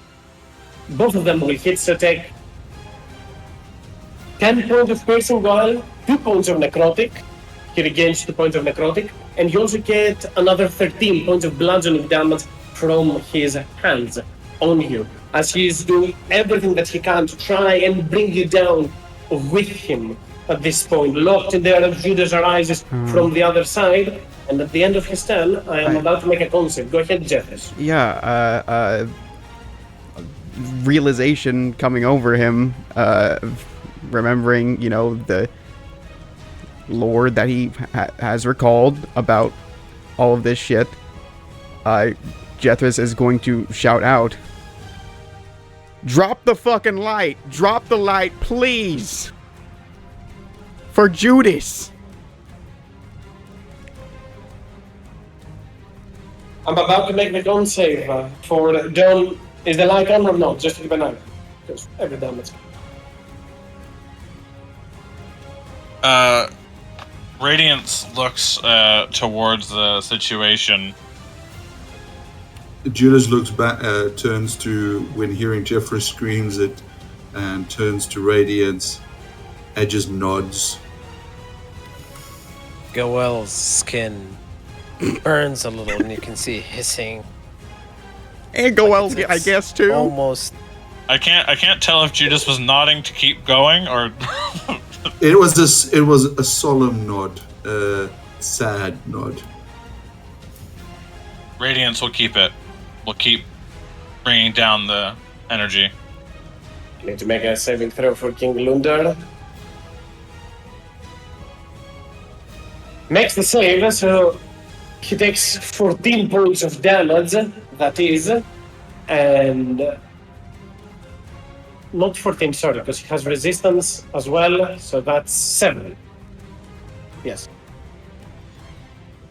And Harmony, you are next. He's surviving this, but he won't be there for long. You see his body slowly turning into mist, but the mist is scorched and evaporating. Harmony, you are up next. All right. 5, 10. 10, 15. Past here. That should have made it hurt. So I ain't gonna step into it. Do I have a range to attack? Blade singers be like, Gift goes, do I have a range attack?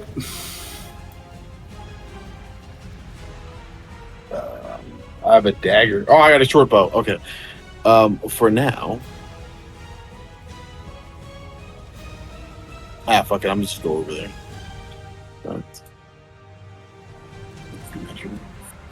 That's how much we hate him. We're like, I will get a bad case of third-degree sunburn, but you have to die today. Yeah, right. This is as close as I can get this turn. I'm gonna attack with fire bolt. I'm actually gonna hex him. Can I use bonus action hex? And like have it be strength. Yeah. Wait, He's already a disadvantage on all ability checks, but might as well. Fine on that. More items for me. fucking more damage. Then I'll firebolt. The attack hits. What type of spell is firebolt? It's evocation, so I can fermenting treatise it, right? I do not recall how it is called. but I Fulminating. think so. Yeah. I do not recall if it works like that. I think it works then. Yeah, it's the Sure it does. evocation. Yeah. It's the evocation spellbook. I usually use it on That booming is fine. blade. Yeah. All right, so that'll That's be what it is. sneak attack, hex, that treatise, and then let me do the flame tongue. And I wish I did more.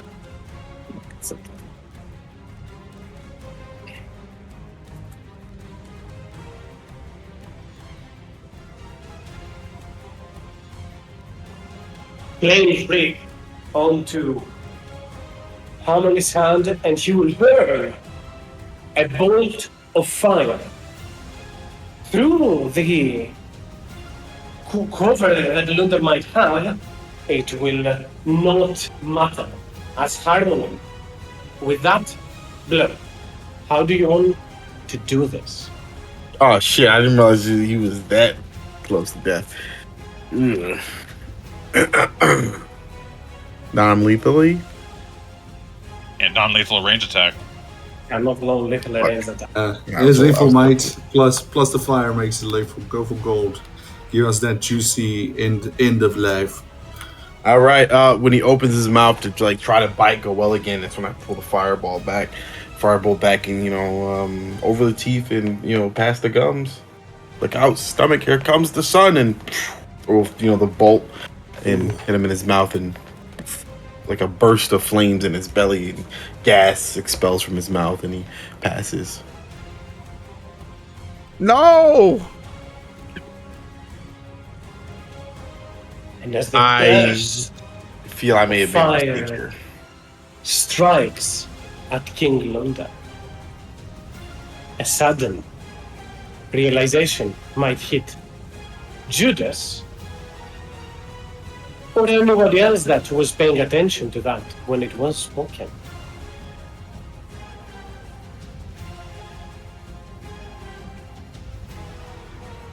You do not see the vampire transforming into a cloud of mist as he dies in sunlight. And behind, on the coffin, there will never be a corpse of Lunda to reform. His armor drops onto the ground. His weapons scatter as well. And Lunda is vanquished forever more. As the flames take the vampire in the mouth, his mouth explodes almost, the gums and teeth, the skull coming close and being disintegrated by Harmony's fireball.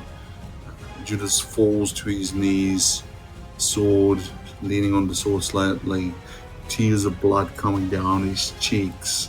But as the tears go down his cheeks, they evaporate into a fine mist as the sun continues to scorch onto his body. Just to keep an eye on the initiatives and whatnot. Radiance, are you now dropping down or still up? Yeah, I would drop it. Okay. I don't know Judas' reaction to me on the matter yet, but I would like to say I didn't know. I didn't realize how close he was to death. I was just trying to, get him there to that precipice so we can take him in for more questions. But Is he just Ash? his armor fell. And nothing. His armor fell. His Oh, okay. armor, his sword, some equipment was left behind. Just his body is nothing left. Oh, there's still a creature too. Yeah, fuck me. I do have another question. BJ. The shadow will evaporate since Never Lunder is no longer there. But go ahead, Harmony, if you wanted to add something.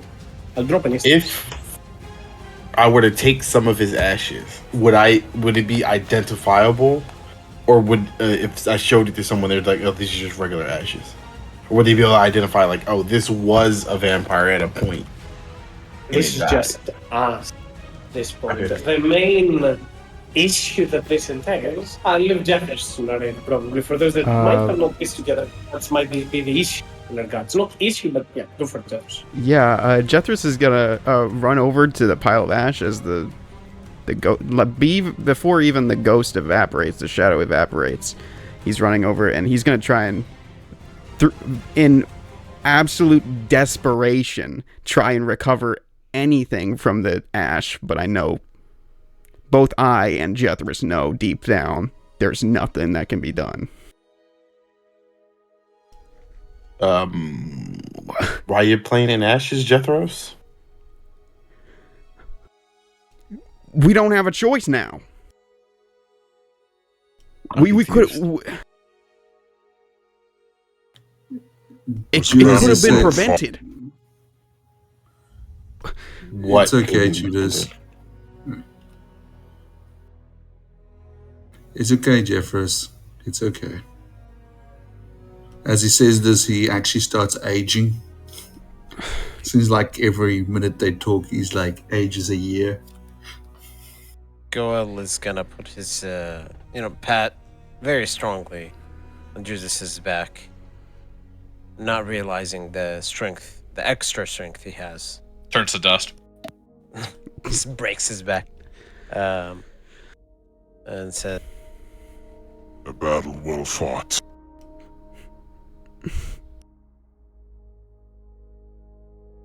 We should be proud.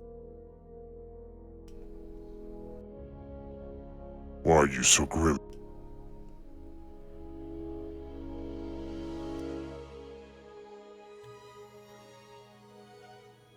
This doesn't give me the satisfaction I wanted. It's just hollow and sore. Yeah, revenge will do that. You're hollow in the end.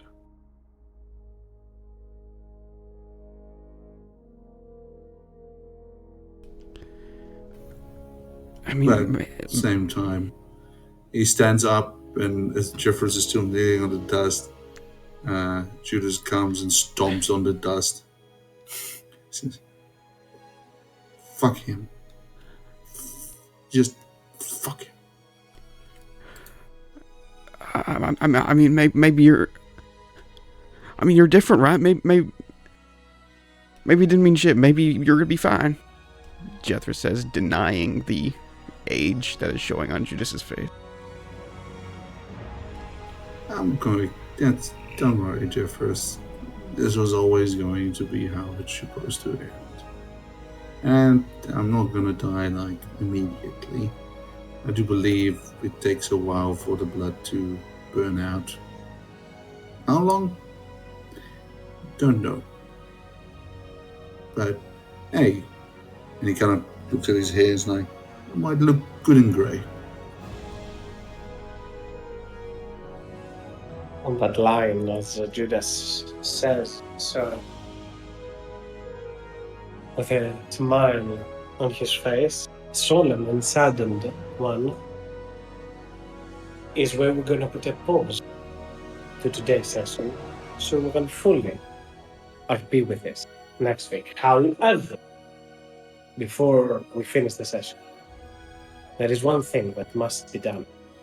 At the very least, people might have already had questions on how the hell those D8s were coming in. I will show you the blade of King Longer. Woo! Shows me that blade, baby. It's a bloodshed blade, obviously, as the name suggests. Must be a two-hander. It is a trench. No, it's like a dagger, right? I can wield that.